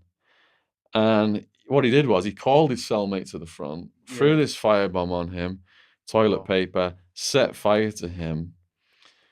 And this guy, as he slowly burned to death, because if you've got a medical situation in prison, there's a saying you've got nothing coming. Yeah. You know, there's 2 death rows. There's the people who are on death row, sentenced to die, and there's people who are sick. They're just going to die. Yeah. So this guy's burning to death. The guards ain't going to do anything about that. And a number of prisoners almost died as a result of smoke inhalation in this enclosed area. Yeah. So a guard asked Bonsai if the dude was dead, and Bonsai responded, "He should be. He's on fire." And he actually died as a result of tracheobronchial burns suffered from a flash fire. Yeah. Yeah. Afterwards, Bonsai asked investigators, "Did I do a good job?" "I told them they should have gassed me in December when they had a chance." Apparently, he'd been demanding the death penalty. Yeah. And he'd written to the governor, Bruce Babbitt, "What's the holdup, fella? If you don't do it soon, I'm going to draw more blood than your cheap mops can absorb. I'm a very impatient person. I never did like waiting. I've got a date with the devil's wife." God. Jesus. He managed to escape onto the roof, got completely surrounded, and did a striptease dance and surrendered. You got onto the roof as well. He managed to escape onto a roof, yeah. Surprising he could even get up there if they knew he was like that. Why they wouldn't just have eyes on him all the time? Well, they're going to have to do something about him, and this is where it's heading. His legend became known beyond Arizona when he appeared in a HBO special to show how you can escape from cuffs and chains. His defense argued his violent personality was a construct of the Arizona prison system, which failed to provide him with the psychiatric help he needed as a teen and raised him in a culture of violence. He had a history of epileptic seizures and a brain disorder that resulted in violent outbursts. So, prosecutor called him shockingly evil. He was double jointed and could escape from any handcuffs. It's just not what you want. He once crawled through ventilation ducts of the prison roof before being recaptured. Yeah. He was skinny, but a macho bragger who threatened to carve the name of the judge who overturned his original death sentence onto his next victim. Several officers and inmates were stabbed, shot, or assaulted. He even managed to escape in a court and stab a guard in an armpit and attack people in a courtroom. Yeah. That means something. From all these, he just really loved making makeshift weapons, crafted from toothbrushes and typewriter parts. So what happened was, they put him in a 4-cell block reserved for the most violent prisoners. And the warden said it's the first time in Arizona prison history we're going to build a special cell. We're going to put a shower in it and weld the door shut. Weld it shut. Weld the door shut, yeah. And the only time that they opened that was when they brought him out for the death penalty. And I've got some notes here about his execution. So, did you know of him? Like, sorry, just before you start that, like, were you aware of him and what he done when you're in the prison? Right, like, when you go into the Arizona prison system, into the jail, yeah, you hear whispers about Bonsai. Yeah. He's like really the bogeyman, and you're terrified. You think, am I going to end up going somewhere where Bonsai is? And you only hear these little snippets, and you don't hear the full story. So did you know what he looks like? I had no idea going in. Yeah, so you never know if you're going to be with him or not. I'm just a newbie, thinking, who's this Bonsai? And it was my cellmate Squeegee in the second year. Love the nickname. Squeegee had been arrested over 155 times in Arizona, Texas, New Mexico, all petty offenses. So he knew the full story. He'd worked at the facility where Bonsai was housed. So Bonsai spent 17 years on death row before his execution. His last meal was green chili burros, which are burritos with barbecue steak, French fries, ketchup, vanilla ice cream, cream soda, and a cigarette. It's a good choice, to be fair, isn't it? Yeah. Robert Wayne Vickers, 41, injected to death with the lethal injection. He lifted his head from the gurney as he's getting executed, smiled, nodded at relatives, including his aunt and cousin. "Hello, everyone," he said. "See you later." Moments later, he mouthed, "Time to go," to his family members. Deadly chemicals began flowing into his veins at 3:03 p.m., and he was pronounced dead 2 minutes later. Jesus. Yeah. So even when he went, he wasn't all the ticket. Like, he wasn't just saying, "Oh, sorry," or remorseful. Yeah. He's just, "All right, this is happening." Yeah, his brain was just wired differently. Yeah. Do you reckon he's still notorious throughout Arizona? Oh, absolutely. Anyone who goes in the Arizona prison system will hear snippets or some kind of story about Bonsai Bob. Yeah. His legend just goes on. Yeah. Were you housed with people like that you knew of? Well, I wasn't housed with people like that because I was in security levels mostly where those people weren't housed. The prosecutor, she actually enabled me to go to Supermax, which was good because it's caused me to get some good stories about that place. What she did was, because I hadn't cooperated, she pulled all these dirty tricks on me. And when I was sentenced, she accidentally put my 9.5-year prison sentence down as 34 years on the paperwork to the prison system. You can't make that sort of mistake. No. So it was on purpose, Yeah. This is a woman who had charged my girlfriend with one prescription pill, found in our apartment on the day of the SWAT team raid, which didn't have a written prescription next to it, which is a class 6 felony. Yeah. Just criminalized her to stop her from visiting me. Really? Yeah. So I had it out for you from the get-go. It totally had it out for me. Was trying to make her name off my case. Oh, really? That's all she's doing with this. Like, if she wasn't into it to get bigger, she probably wouldn't have cared so much. Yeah, because they made it this big thing, this multi-million-dollar drug ring, headline news, giving quotes to the newspapers about me and all this stuff. Yeah. The detective was pushing for a life sentence and pressuring her to really go in hard on me. And they were upset because all of my people who arrested, over 100 people, only 4 agreed to cooperate, which was nothing. Nobody really. They had tried to get everybody to sign these papers saying that they knew me and that they'd worked for me and all this stuff. Exhibit A. Even people who didn't know me were given Exhibit A and were being told to sign it in front of a judge and say they knew me and worked for me and all this stuff. Yeah. This is how corrupt and manipulative the people working in the system are. So I was fast-tracked to Supermax because I was 34 years sentenced now. I'm a suicide risk. I'm an escape risk. Blah, blah, blah. So I did. It took about 3 or 4 months for my sentence to get fixed to what it should have been. I called my lawyer right away. And but it gave me a taste of Supermax. And it was good to see what goes on in there, actually, because it's a place that not many people get to experience. Not many people go there. What were your first thoughts as you were walking into there? Like, did you already have an idea in your head of what it might have been like? Or were you just like clueless to it and just kind of? I was thinking of what things I'd seen in movies and stuff, like Hannibal Lecter. Yeah. And the guards right away treat you differently. They've all got shank-proof body armor on. They look like robots. Yeah. And it's just a very serious atmosphere as they're taking you to your cell. And the lights, there's always some kind of light on at night even. It's really weird. And at the end of the run, there was like a handball court with, I don't know, maybe 20 or 30 foot walls so you couldn't climb up and escape. Because you are entitled to some recreation, but they hardly ever came and offered us that. I think I only went in there once or twice.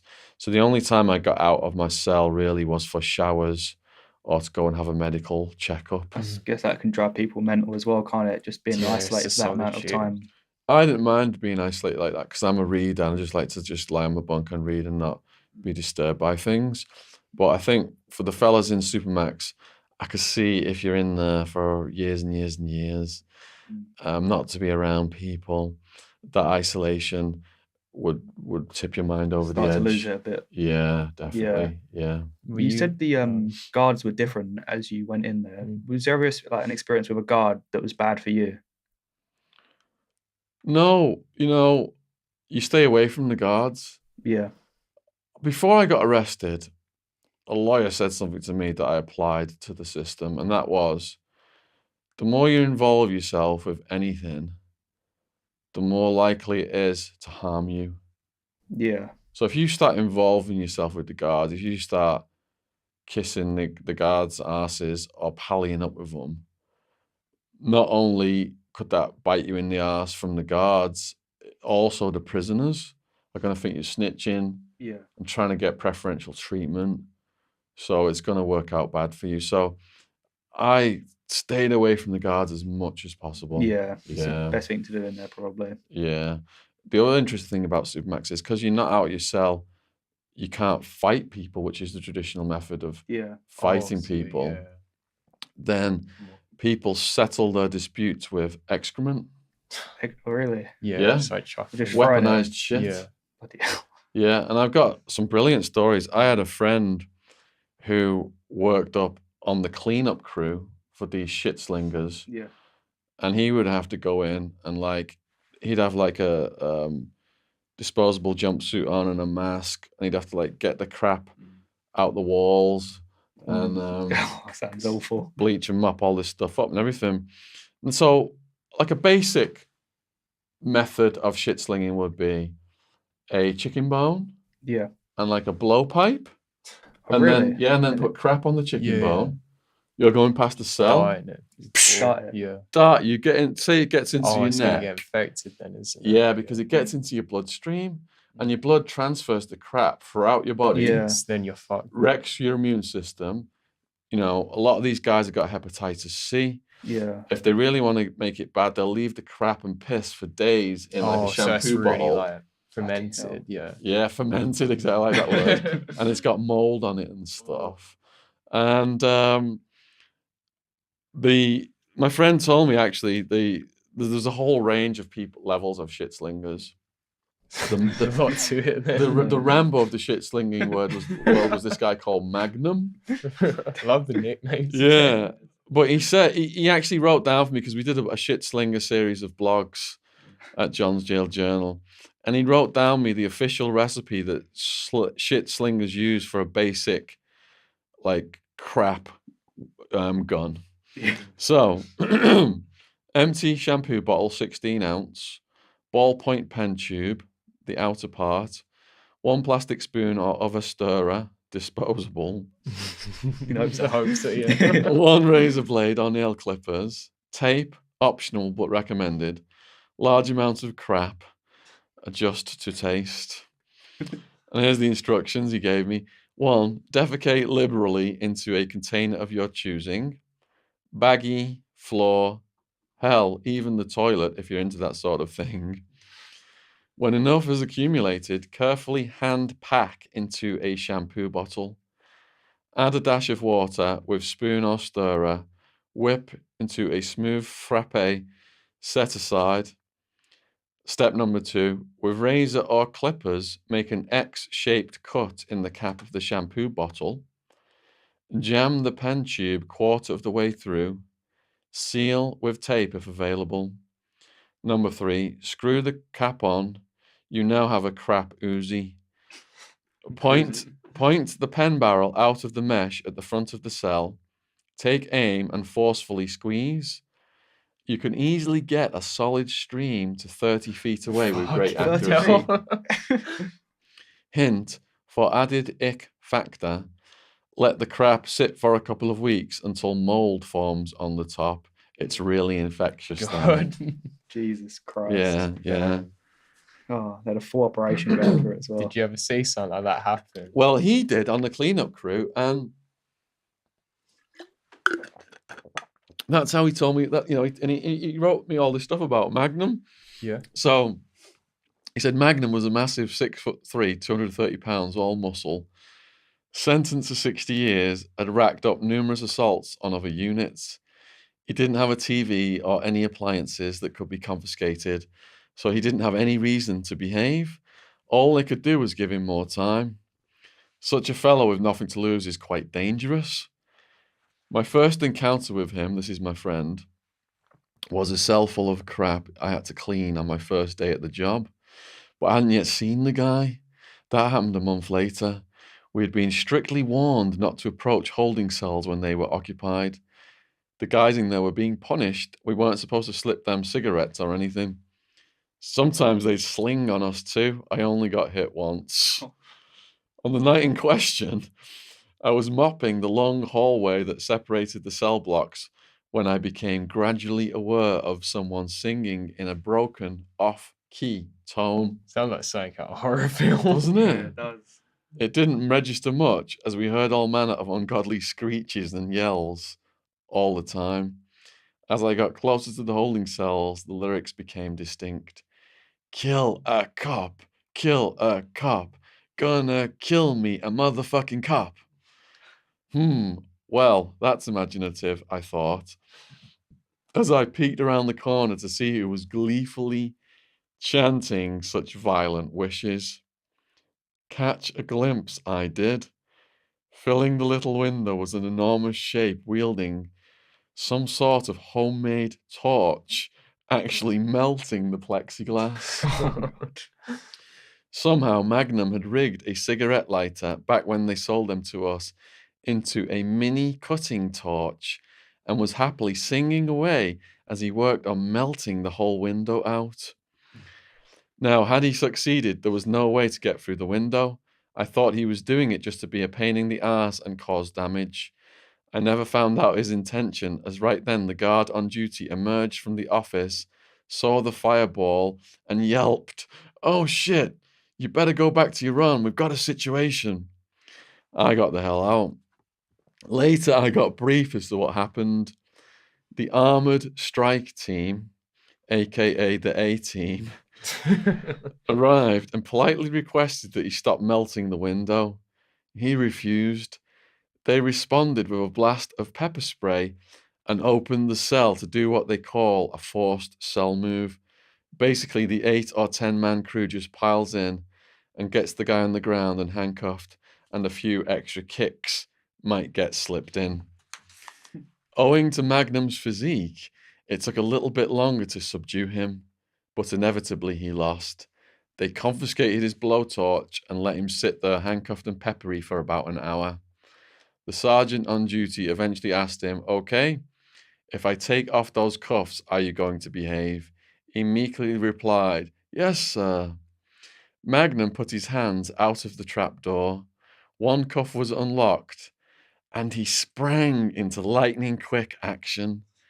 Before the surprised sergeant could react and slam the trap shut, Magnum spun around, grabbed a milk carton of liquid feces that he had previously hidden under the steel toilet, and flung it out of the trapdoor. He threw it so hard that when it blasted the sergeant in the chest, the resulting splatter went up his nose. They'd probably let that ferment and marinate for ages as well. Yeah, some of that. In retaliation, the A-Team went back in and beat him up thoroughly. He spent the next 2 days hurling turds at every square inch of the cell, except, as previously mentioned, the toilet. And of course, when it was all over, I got to go in again and clean up after him. The hell of it was, all of that was somewhat mild compared to his latest antics. Right, here's the next story you sent me now.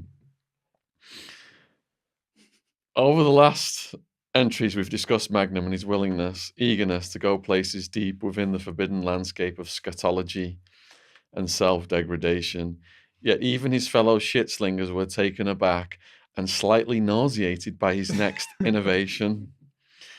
After the great splatterings that occurred as a result of his elaborate plumbing system, the guards caught on fairly quickly that even with the fellow naked and spread-eagled at the door, his was not a cell to be approached lightly.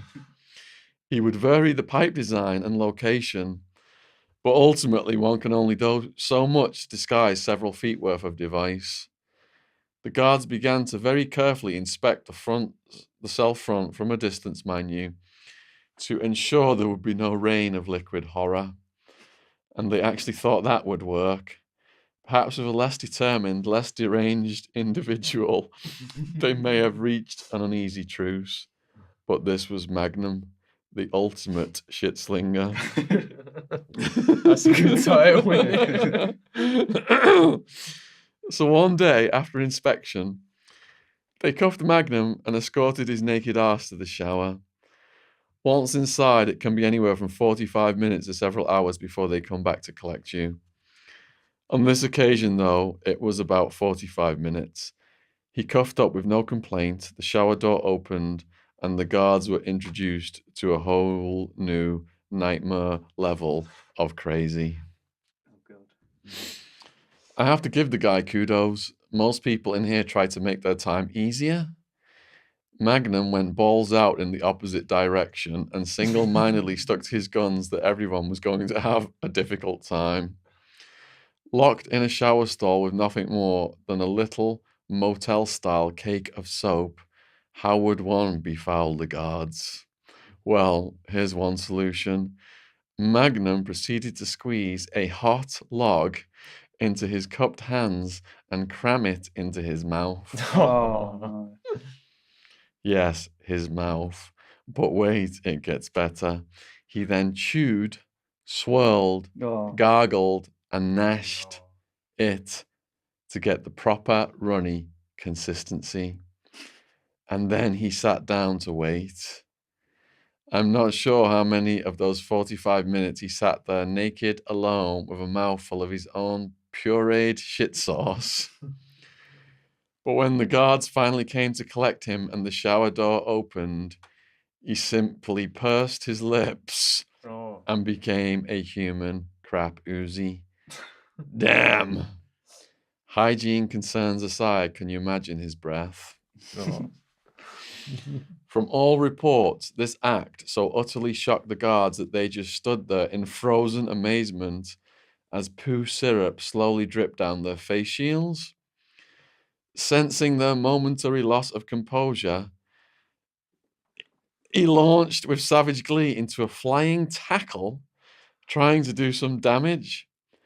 He really didn't, as wrestling from the handcuffed and naked position is difficult, at best. As usual, he was maced, subdued, and led off to another holding cell. The real impact was psychological. What do you do with someone willing to go that far? Wore lots of rubber clothing, apparently. I got promoted in name only not long after that, and so didn't have to mop up Magnum's holding cells anymore. From now on, I was mopping up his messes at the medical area and many other people's, and some of the staff members were quite nearly as bad as our ultimate shit slinger. So they're glad you're just reading books in there. Oh, sounds like a nice guy, doesn't he? Bloody hell's fire. Because he's so meticulous, you can just tell what level of crazy he is at. And Yeah. the fact that he's going to plan out everything that bad. That's just... And he's got all the time in the world to plan this as well. So he's never getting out. He's got psychological disorders. He just wants to give everybody a hard time. He doesn't care about getting beat up by the guards. He's just got nothing to lose at all. Yeah. Everything's Like you gain, said. I guess. Yeah, it's from like you that. said, like he's one of the most dangerous people who's got nothing to lose. Yeah. Everything's been taken from him at this point. He just gets off on getting his shit on you. And he's going to figure out a way to do it, even when he's naked and handcuffed and everything else. Yeah.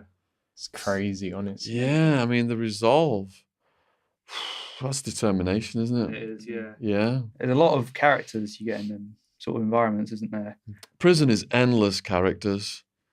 I just constantly just met people and was blown away by their stories. Yeah.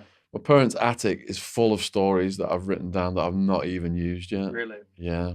You're going to make those into books as well? Well, that's it, you know. It was writing originally, and then my YouTube channel, the video format is something that the young people seem to really appreciate. I mean, when I was a lad, I didn't like to read, Yeah. but I'd watch a video. Yeah. So I think that's why, because these stories really appeal to lads, I think that's why the YouTube channel has got a lot of followers now, is Yeah. because they're graphic, they're prison, they're hard hitting, but they're in the video form. Yeah, easy to get and easy to like Accessible, consume and just pretty much. watch it on your phone, going to Yeah, school or exactly. whatever. Wherever you want. Yeah. Yeah. Like, as you were saying about the characters, there's one I know from your channel called Xena. Would you be able to tell us about her? Well, Xena, 6.5 foot, charismatic, transgender prisoner. And when Xena first came in, She was gang raped multiple times by the Aryan Brotherhood prison gang. She clicked up with them. She didn't appear how I saw her. She was big, she was weightlifting. She became a debt collector with the AB. And it's blood in, blood out with these gangs. They use people up and they brutalize them. Zena was gang raped. They beat her till she was unconscious, shoved a broomstick in her backside, raped her while she was unconscious. And I said, how do you know that they were raping you if you're unconscious? And she said, when I went to the toilet after, I could tell by what came out. I said, well, what did you do after being raped? Sat in my cell waiting for the scars to go. I got moved to another yard, but the same thing happened. They beat me up, used me as a sex toy, a prostitute, a punk. There's no recourse, no one to talk to. If you're raped, you can't go to the guards because that would be snitching, or the guards will throw you in a dungeon for months or years and say it's for your own protection. You could do absolutely nothing other than kill the perpetrators. The victim is labelled a rat, a punk, and considered less than human. So basically, you could do absolutely nothing other than kill the people who do this to you. And I said, did you think about killing the people who did this to you? And she started crying. She said, I wanted to. I still do sometimes, but I also want to kill myself sometimes as well. But then she came back the next day to continue the blog. Yeah. And I asked how she stopped it. And she said, I took the abuse for as long as I could and I started fighting. I won most of the fights. When I stood up and told them I didn't care about getting killed, it stopped. You've got to be ruthless. Got to be ruthless. Now, that was understatement. And Zena hadn't told me the truth as to how she stopped this gang raping business because she didn't want to risk getting in trouble for what she'd done. Did she not trust you at that point fully? Well, it just wasn't something to talk about. Yeah. Zena had studied anatomy and she came up with an idea. And the next 2 times the gang came to rape Zena, Zena plucked the eyeball out, so it was dangling from the optic nerve. Oh, God. No, I didn't even think that was possible when I first heard it. I thought, wow. I did get it confirmed by other prisoners. But then, when I got out of prison, I started to do karate.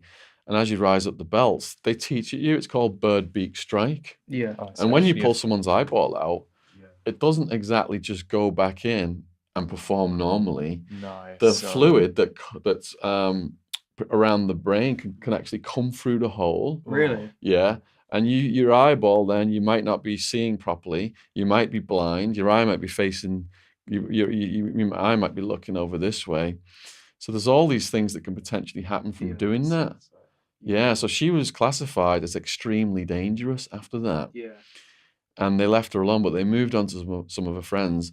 One was gang raped. They took a light bulb, shoved it in his behind, and smashed it while it was in there. Jesus. That prisoner committed suicide. Yeah. Another one was gang raped, and then they held him down. They had a shovel from the work crew, and they cut his head off with the shovel. Really? Yeah.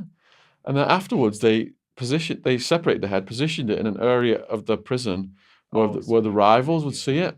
Yeah. To make the point they were the most violent and ruthless out of all of the gangs. Yeah. Now, I've told this story several times, so what I've done is I've gone back and looked at what Zena originally told me, and there's a few other little things that I've never put online. Yeah. So I'll read you these because this will be the first time they're going on the internet. I said, what motivates prisoners to rape other prisoners? 2 things, Zena replied, sexual desire and anger. In what proportion? More than half are out of anger or hatred. Hatred of themselves or their victims? Probably both. Taking anger at themselves out on their victims. Then she told me some additional horror stories. So, one of my friends, Amber, came out of the closet in prison and she was beaten so bad that she had to be hospitalized. They found several different DNA types inside her and on her skin. Her cheekbone was broken and her jaw. Her teeth had been knocked out. They pulled her hair out, all of it. Then they broke a mop handle in half and used the broken end to stick in her arse. It was shoved in so far she ended up with splinters in her stomach. Oh.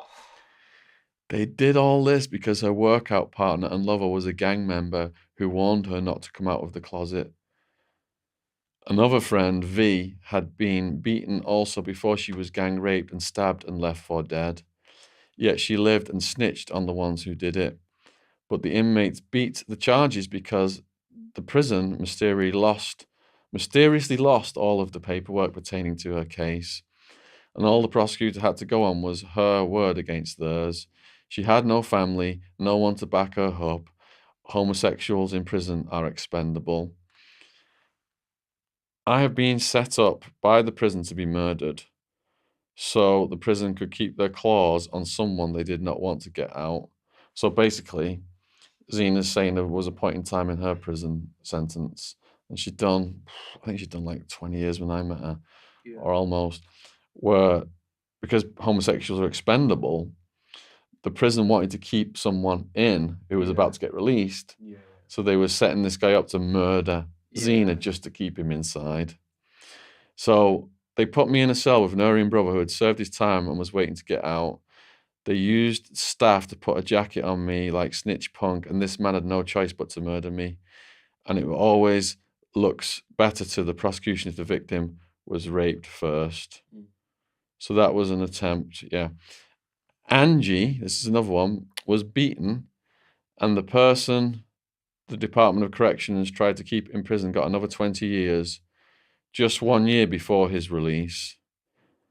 So that must be the Aryan Brotherhood guy that they tried to set up with Zena, but it didn't work. So he must have attacked Angie. Angie sued and was awarded a $15,000 settlement. $15,000 for being raped, ribs, jaw, and nose broken, kicked so much in her crotch that her testicles and prostate ruptured and all had to be removed. Before this, she was put into a cell with a known gang member who shoved a toothbrush with a razor blade attached to it in her arse. Her muscle did not work any longer. That must be the love muscle. She was known as 20-shot Wonder Jaw because all she was good for was sucking dicks. 10 years ago, she had had enough and hung herself in her cell. She was never a child molester or a snitch, yet these were the names given to her by the admin so she could be used to keep the short-timers in prison. So basically, they're just baiting. It's baiting her out. That's so sick, isn't it? Yeah. Terrible. Most men in prison have desires for relationships, yet when they are sent here, their desires are held in check. When a man sees me, tall, clean, breasts, their sexual desires are awakened, but they are also sickened by their own fantasies. This leads to them wanting to fuck me and hurt me, and most of the time they just want to rape someone. Rape serves two purposes.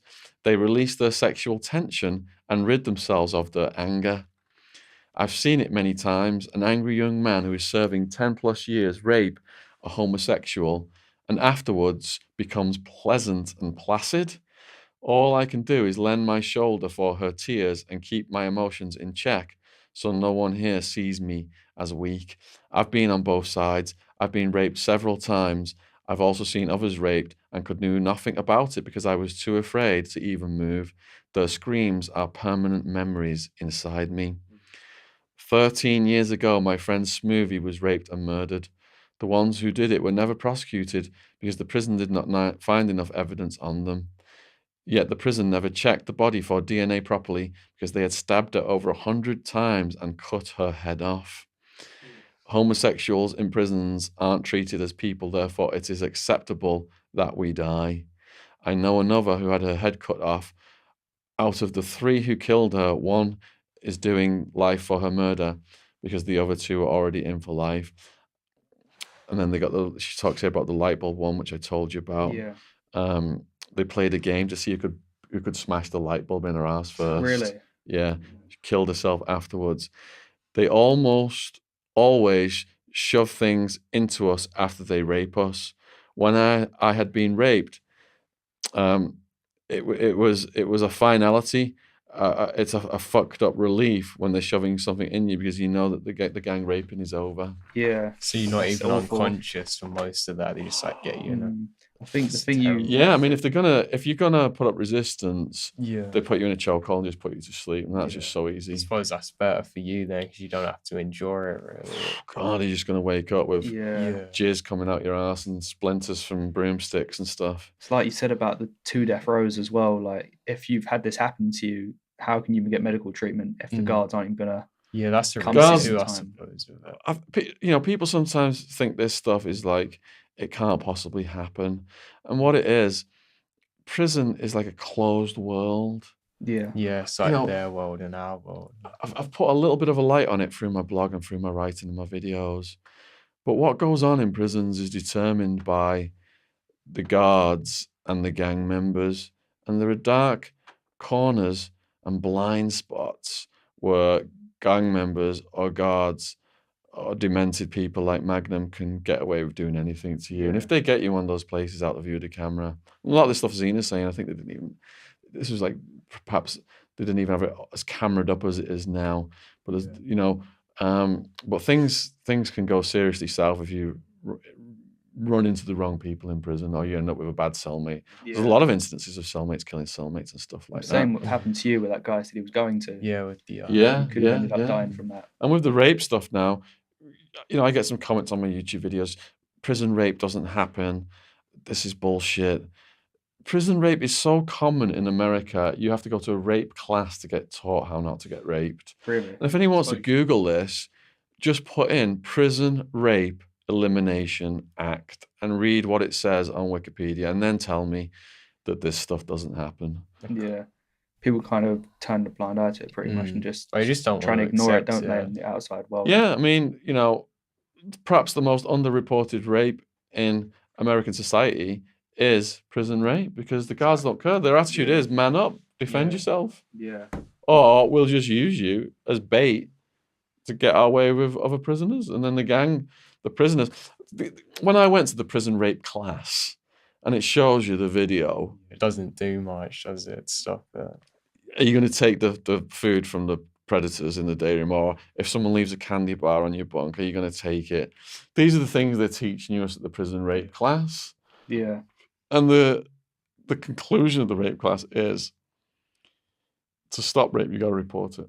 You report anything you snitch, KOS, kill on sight. Yeah. So where I was housed, a young mentally ill prisoner was gang raped on that yard. Nobody reported a single thing. And on and on and on it goes. It's like, I think the old school guards, it's just part of the punishment. Get on with it, deal with it. Yeah. If you're not man enough to defend yourself. No sympathy whatsoever. People even were saying in the rape class, they were joking and stuff. Like, the guy who was teaching the rape class, the CO, whatever he was trying to encourage us all to report rape. And the prisoners were just laughing at him, going, some dude who's getting if the threat's there, the guy needs to man up real quick, basically. Yeah. That's just the attitude of the prisoners, yeah. But it's in a way dangerous of the prison to even promote that, because they must know that if you report something, you're a snitch. The only reason the prison is doing a rape class is because so many people have put lawsuits out over the years about prison rape that it's come to the attention of some politicians or something or other, and they've made the prison now show this video and do this rape class as a box ticking exercise. Yeah. So when more and more people get raped, the prison can then say, hey, we do a rape class. Yeah. We've done what we can do. What do you expect from us? We're not going to pay out any more compensation. We're teaching these guys not to rape each other. It's all about manipulating the public and perception and their own public opinion. self-image. Yeah, self-image. Yeah, exactly. Yeah. I was going to ask too, like, when you had fights and stuff, did you ever encounter a weapon, or was anybody going to use one against you? Yeah, I wasn't a fighter. I was in my cell reading and writing, trying to avoid all the drugs, the drama, and the violence. People like T-Bone constantly fighting. And he was fighting people with shanks. I put a few T-Bone fight stories online that have gone viral. And one was a fight that he lost against this guy called Monkey, who had this West African style of fighting where they study animals, such as the monkey. And he put T-Bone in the infirmary. So what I've not yet put online is the second part of that, when T-Bone has a second fight against him. Yeah. So this is actually T-Bone versus Monkey part 2. How tall was Monkey, like, just before we It started? wasn't that tall. Oh, really? Yeah, it wasn't that tall. T-Bone's like almost 6.5 foot. Yeah. Monkey wasn't a big dude. He just had the skills, Yeah. the Yeah. technique. Yeah, so this is T-Bone's words now. Monkey was part of the crew I was part of. He smashed me, kicked my ass. This story's hard for me because I had great respect for Monkey, not because he kicked my ass, but because he had taken an oath, the same as I. I think T-Bone there is referring to the gang oath. Monkey was a powerful man, partly because he was the same size as most people, Yeah. and they felt more comfortable with him. They weren't jealous of his looks, so he didn't look like anything special. I was given orders to go handle Monkey. I looked at the elephant, our leader, and he said, drag him in the street. I thought of everything I could to get out of the order, but I took the oath of conduct, and that meant I would be held accountable for my actions. The man running the yard was a serious disciplinarian, and he put the gun to my head. So off I went to the other building, and man, I was scared. I gave the cop a story, and he went into a back room while I went to Monkey's cell. Monkey was there with a young white kid sitting between his legs and two other white guys who were selling the kid to him for a gram of dope. I couldn't believe what was going on. Even today, when I look back at that scene, I become sick to my stomach. Monkey had cocaine, heroin, weed, pills, and money. Thousands of dollars and protection from the guards. You know what I'm saying. I asked him what he was doing. He said that he was on his own and that I should join his new crew and he'd pay me $1,000 a month until I was out. You would not believe the temptation at that moment. I stopped and smiled. He asked the people to leave and we talked. He said he felt used by the crew and that he wanted to live. I asked him how this was living. His eyes changed and he tried to hit me in the throat. I blocked his knife hand and hit him upside the head, knocking a lot of his dope and money on the floor. He was on one knee, out of it but not out. He'd been on the juice, steroids, and now weighed about 200 pounds. He was high on dope. I mean high, he was on one. Before I could take care of him, 3 guys who were punks rushed me from behind. They couldn't fight. I threw them around like they were rags and kicked and beat them silly until 2 of them were begging me to stop. I threw them out and turned to Monkey. Monkey was coming out of the power punch I'd hit him with. He said to me that I could have the young white boy because he still had a virgin arse. I kicked him in the chest, left lung, and called for the kid. I asked the kid how long he'd been there. He said 2 days and started to tell me about his crime before I could even ask him anything else. He had a girlfriend that was 14 when he was 17, and her father had caught them in the act of youthful indiscretion. I'm just going to pause for a second in the story because I get asked a lot on YouTube about sex offender status for someone who has a underage girlfriend, but that person's only slightly a few years older than the girl. There's just no mercy in prison at all. If Oh, you've really? got It doesn't make It's sense. a yeah, title, if that's you've what got it any is. kind of sex offence, You're in. you're in for it. So back to the story. Those fellas on the yard were taking advantage of the young man's inability to understand what the situation was really about. He was considered a child molester. They were selling him for dope, and the kid was out of his mind with fear. I told him to shut up and to go to the church and to get out. Monkey had faked being truly hurt and was waiting for an opening. He had gotten his weapon, and I was still feeling sorry for the kid when Monkey jumped up. I mean, jumped up like a monkey and cut me behind the left ear. I call it cut because of pride, but it did penetrate and cause me to lose focus. Then he kicked me in my most sensitive area, my jewels. I was blind with pain, and man, there is a God. He tried to stab me in the neck and missed. He kneed me in the face, and all I could do at that moment was grab him.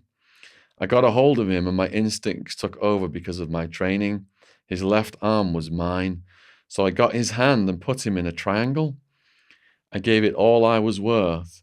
He was out in about 15 to 20 seconds, and I let go.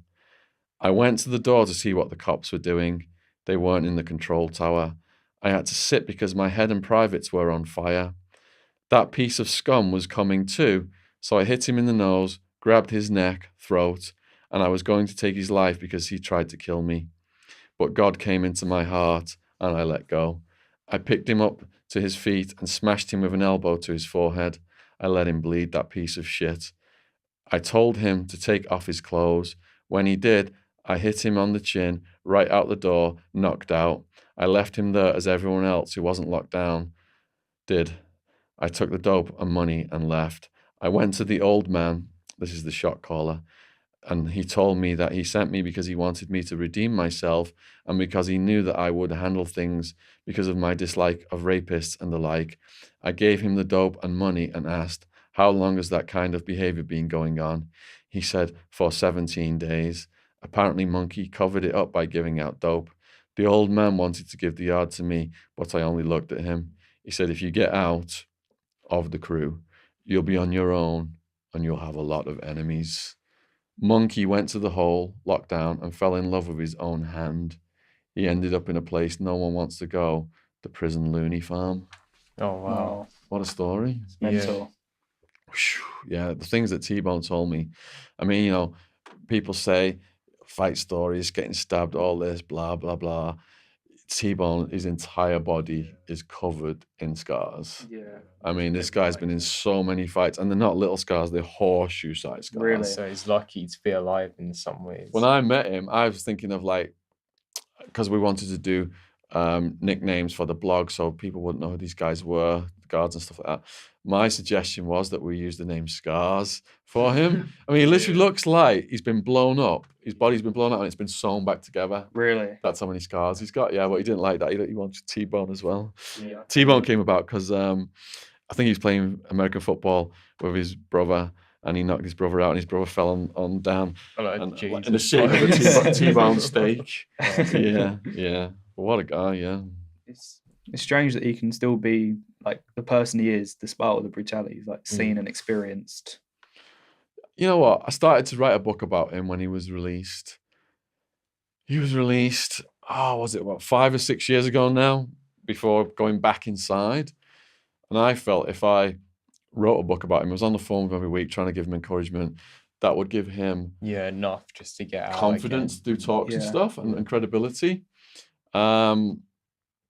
But I knew I was in a race against time because of the racism and his criminal history and all that stuff. And he ended up getting rearrested. But from the brief stuff that he told me, he was raised by very spiritual parents.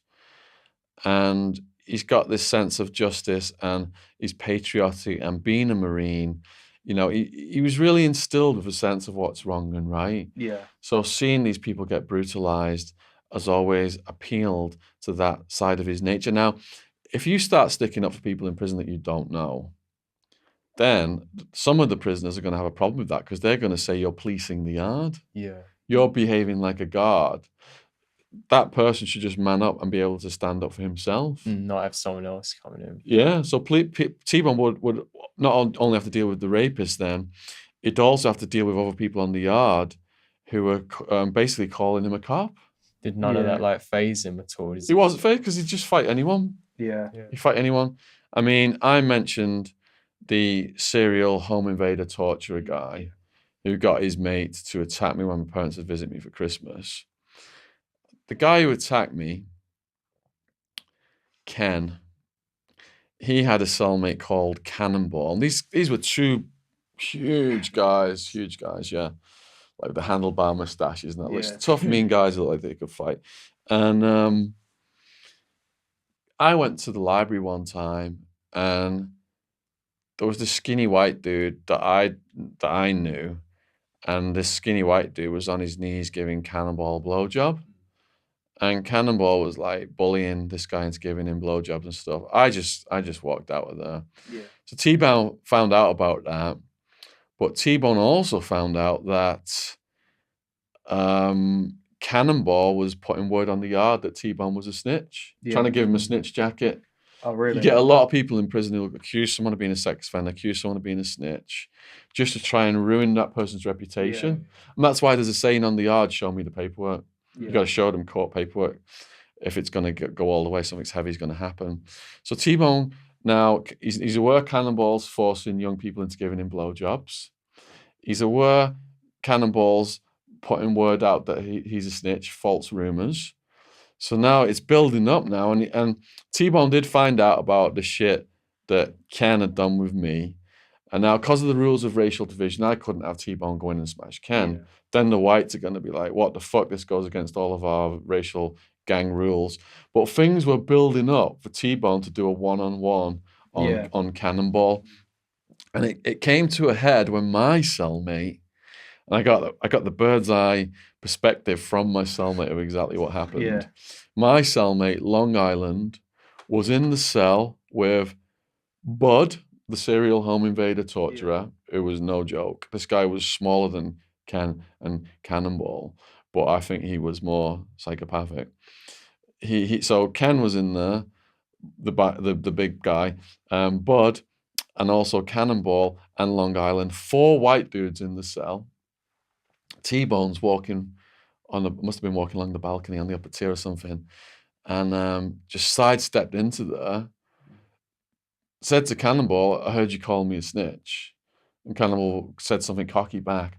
And T-Bone just filled this guy's face in so fast, knocking him out. His head went back and knocked him out. His head then hit the toilet so hard, knocked all this water out. The water like basically jumped up out of the toilet. And T-Bone then just looked at Bud and Ken like that, like he was ready to just do that to them next, and they just stopped, and the situation didn't escalate. And these guys, I read a lot of Bud's paperwork. He was proud of some of the stuff he'd done. There was a sex offender. Sex offenders mostly have their own yards these days to avoid all these attacks. But they got to go to court, and they end up in the same van as you or in a holding cell as you and stuff like that. And Bud and a sex offender ended up in the same holding cell. And Bud did this kangaroo court where his decision was that the sex offender had to be stabbed multiple times. Sex offender was stabbed multiple times.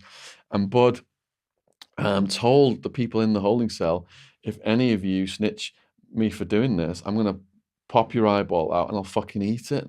I'll take a shank, dig it into your eyeball, and I will fucking eat your eyeball.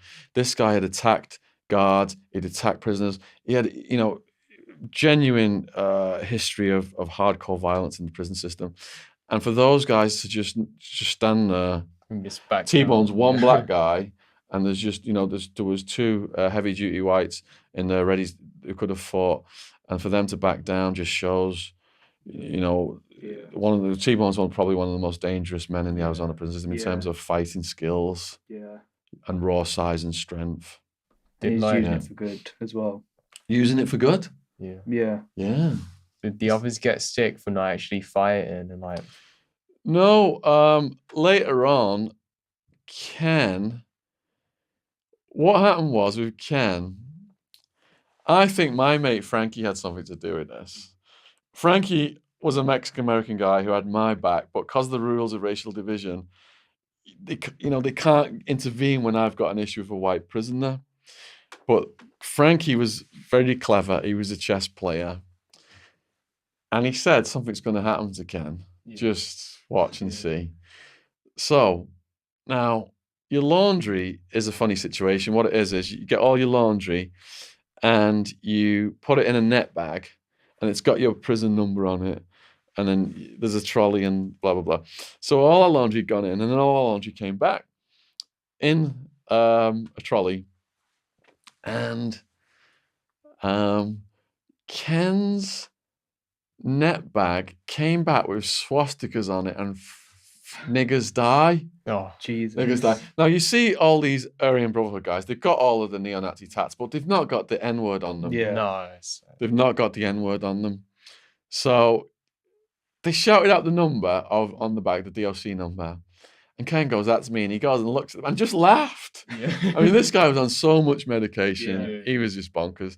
And he just laughed. And all the blacks are watching this. And they're like, they start yelling at him. And he just walked away. So there was T-Bone and another big member of the blacks. I can't remember the guy's nickname now offhand.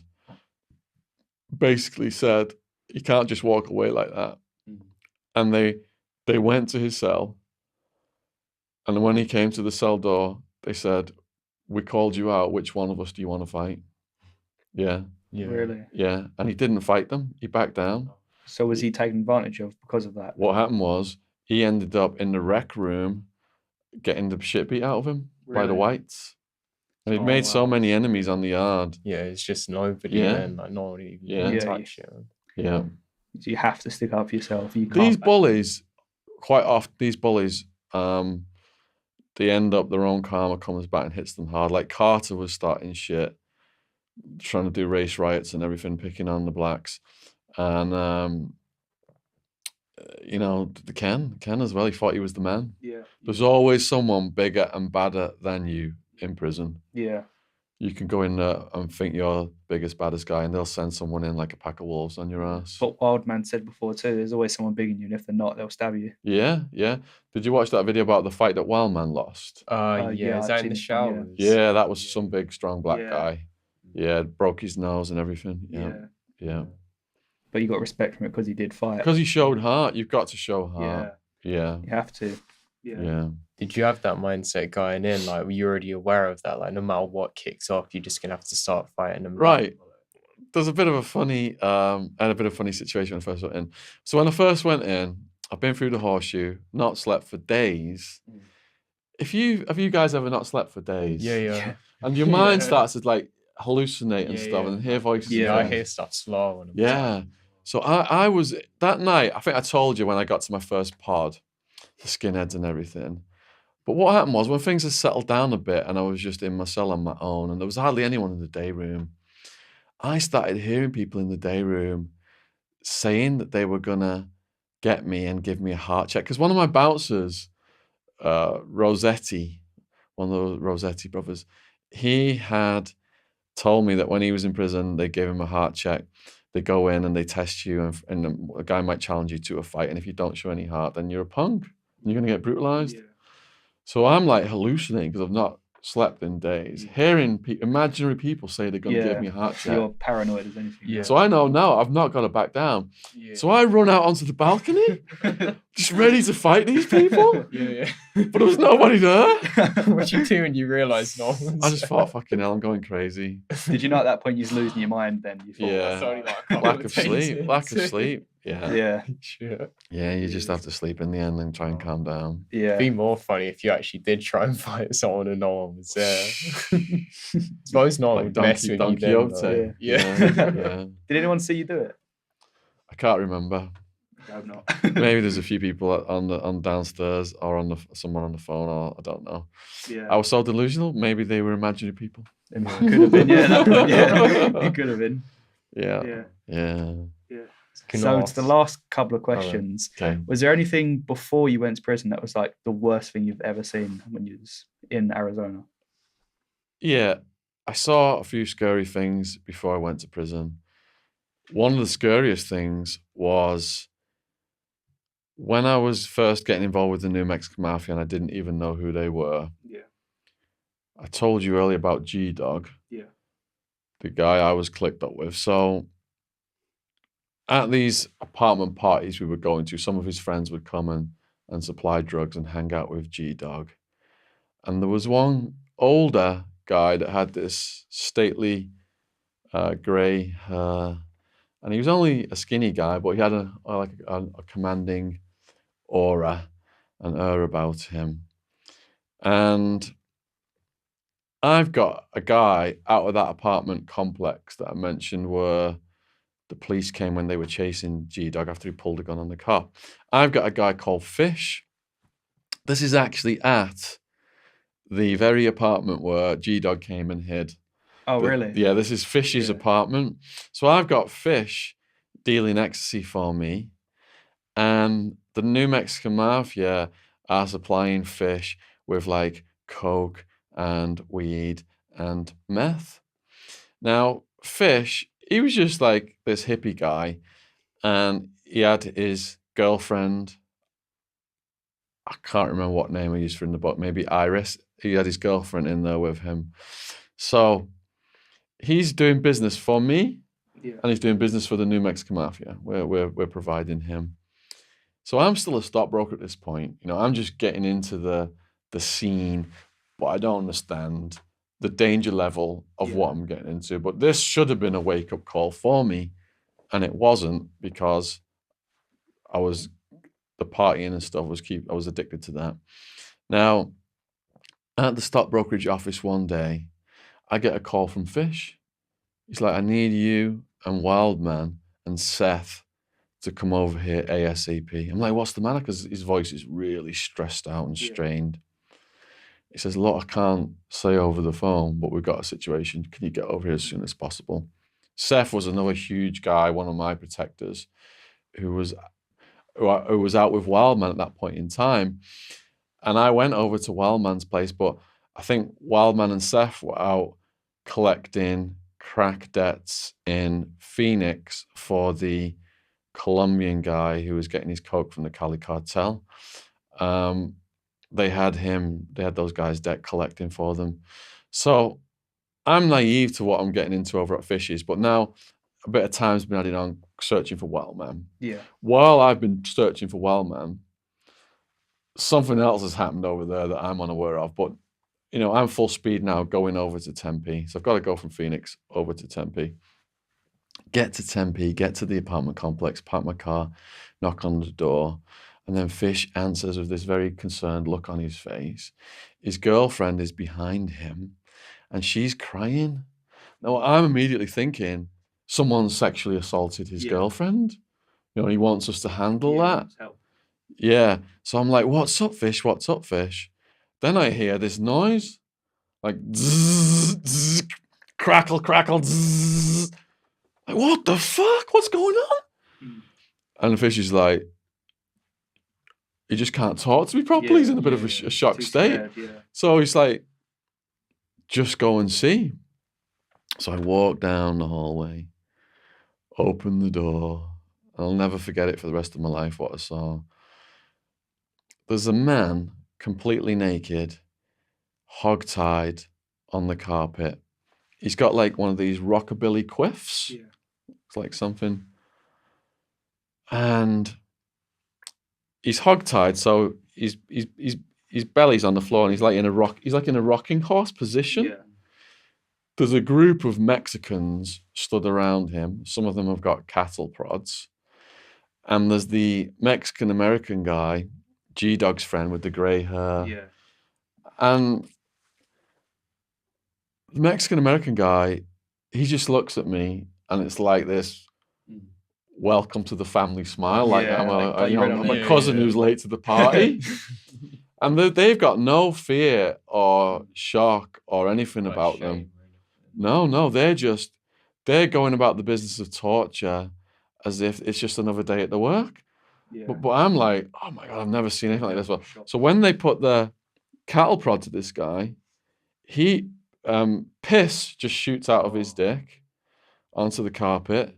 He's screaming. I can't remember. Had they gagged his mouth? I can't remember exactly. He's going up and down like this and pissing on the carpet. And I'm just watching this. And I said to Fish, like, what the fuck? And Fish said, he robbed me. He stole your drugs. He stole their drugs. I called you. I called them. And they got here first. Oh, God. I was kind of glad they got there first. Because, was I supposed to be torturing this guy now or something? But I was also... It was like I was glad they got the first, but then I wasn't glad they got the first. It was like it was just a head fuck. Because now, what do I do in this situation? But you can't just just walk quietly and be like, oh, what's he doing? Can I just show fear now and backtrack out of this place and act like a pussy? And now they're gonna think I'm a weak link. Maybe I might snitch them out for something. Yeah, like you're up to something if you're not liking seeing stuff. So I was crapping it. My heart's going like crazy, but I put on a brave face. And the head guy with the grey hair, he just, he smiled at me. And I just said to him, it looks like you've got this, situation under control. Yeah. I need to get back from work. I've just come over here from work. Yeah. So didn't try and show any fear. Walked out of there. That guy's it was haunting me all the way back to the brokerage Yeah. because Fish, what I forgot to say was Fish said they were basically going to torture him and they were selling his life back to his roommates. They were in the process of raising $5,000. And if they didn't raise $5,000, they were going to take him out to the desert. And I said, well, look, Fish, if his roommates know he's in here, that means the police might be on their way. And he's like, no, they're all high on drugs. He was a burglar caught in the act. And we can just say, you know, we just caught him in here robbing the joint, and he's the one who's going to end up in prison. But I thought it was just a way sketchy scenario. Perhaps they would be more scared of his life for his life than him going down for some burglary rap. They would send the police over there anyway. But Fish said they were going to take him to a different location, and they would do the negotiation for the money, and it would all be handled from there. Were you like high during this at all, or like were you like fully sober? It was a work day. The probability was that I wasn't high. I don't know if I may have sniffed some meth or something before I went over there to try and get some bravery going. Yeah. What do you think would have happened if you got there first? What would you have done? So if this guy's dumbass had robbed my drugs and had robbed their drugs, and I'd have got there first with Wellman and Seth, and he was in there like Fish had got him kidnapped or whatever, I would have said to the guy, we want everything back, and we want all your money that I've got on you as compensation for what you've done here. There wouldn't have been a hog tying and a cattle prodding. Yeah. We would have just made him give us the money back. Yeah. So the final question really would be, from everything you've experienced, what do you want people to take from your life? Okay, so my main thing now is going in schools and scaring the living daylights out of kids so they won't do the stupid stuff I did. Yeah. And I also have another talk about life lessons. So it's like I had to go through all of this to learn a few things and to mature as a person. Yeah. And if I can go in the schools and people can watch my videos and my talks and take these lessons away and not end up in a situation where you could get raped or a light bulb stuck in your backside or whatever, then power to the young people who've avoided those kind of situations. Yeah. My last one was going to be, do you think there's any parts of you that you left in prison that you had coming into it, and how much of you think like may have, for lack of a better term, died in prison? That's a really good question because I've never been asked that before. Are there any parts of me from a psychological perspective that I left in prison? The first year in prison, I was completely wild. Even though I'd stopped the dealing, I was still going out on the weekends before incarceration, getting high with Wildman because I was a character in the scene, addicted to that lifestyle. Now, if I'd have got released in my first year, I would have gone back to taking drugs. I know that for sure. But in the second year of prison, I stopped pining for the lifestyle, for all my material stuff. When they told me I was facing 200 years, I stopped pining for all that stuff. And it made me think that all I wanted was to get my life back.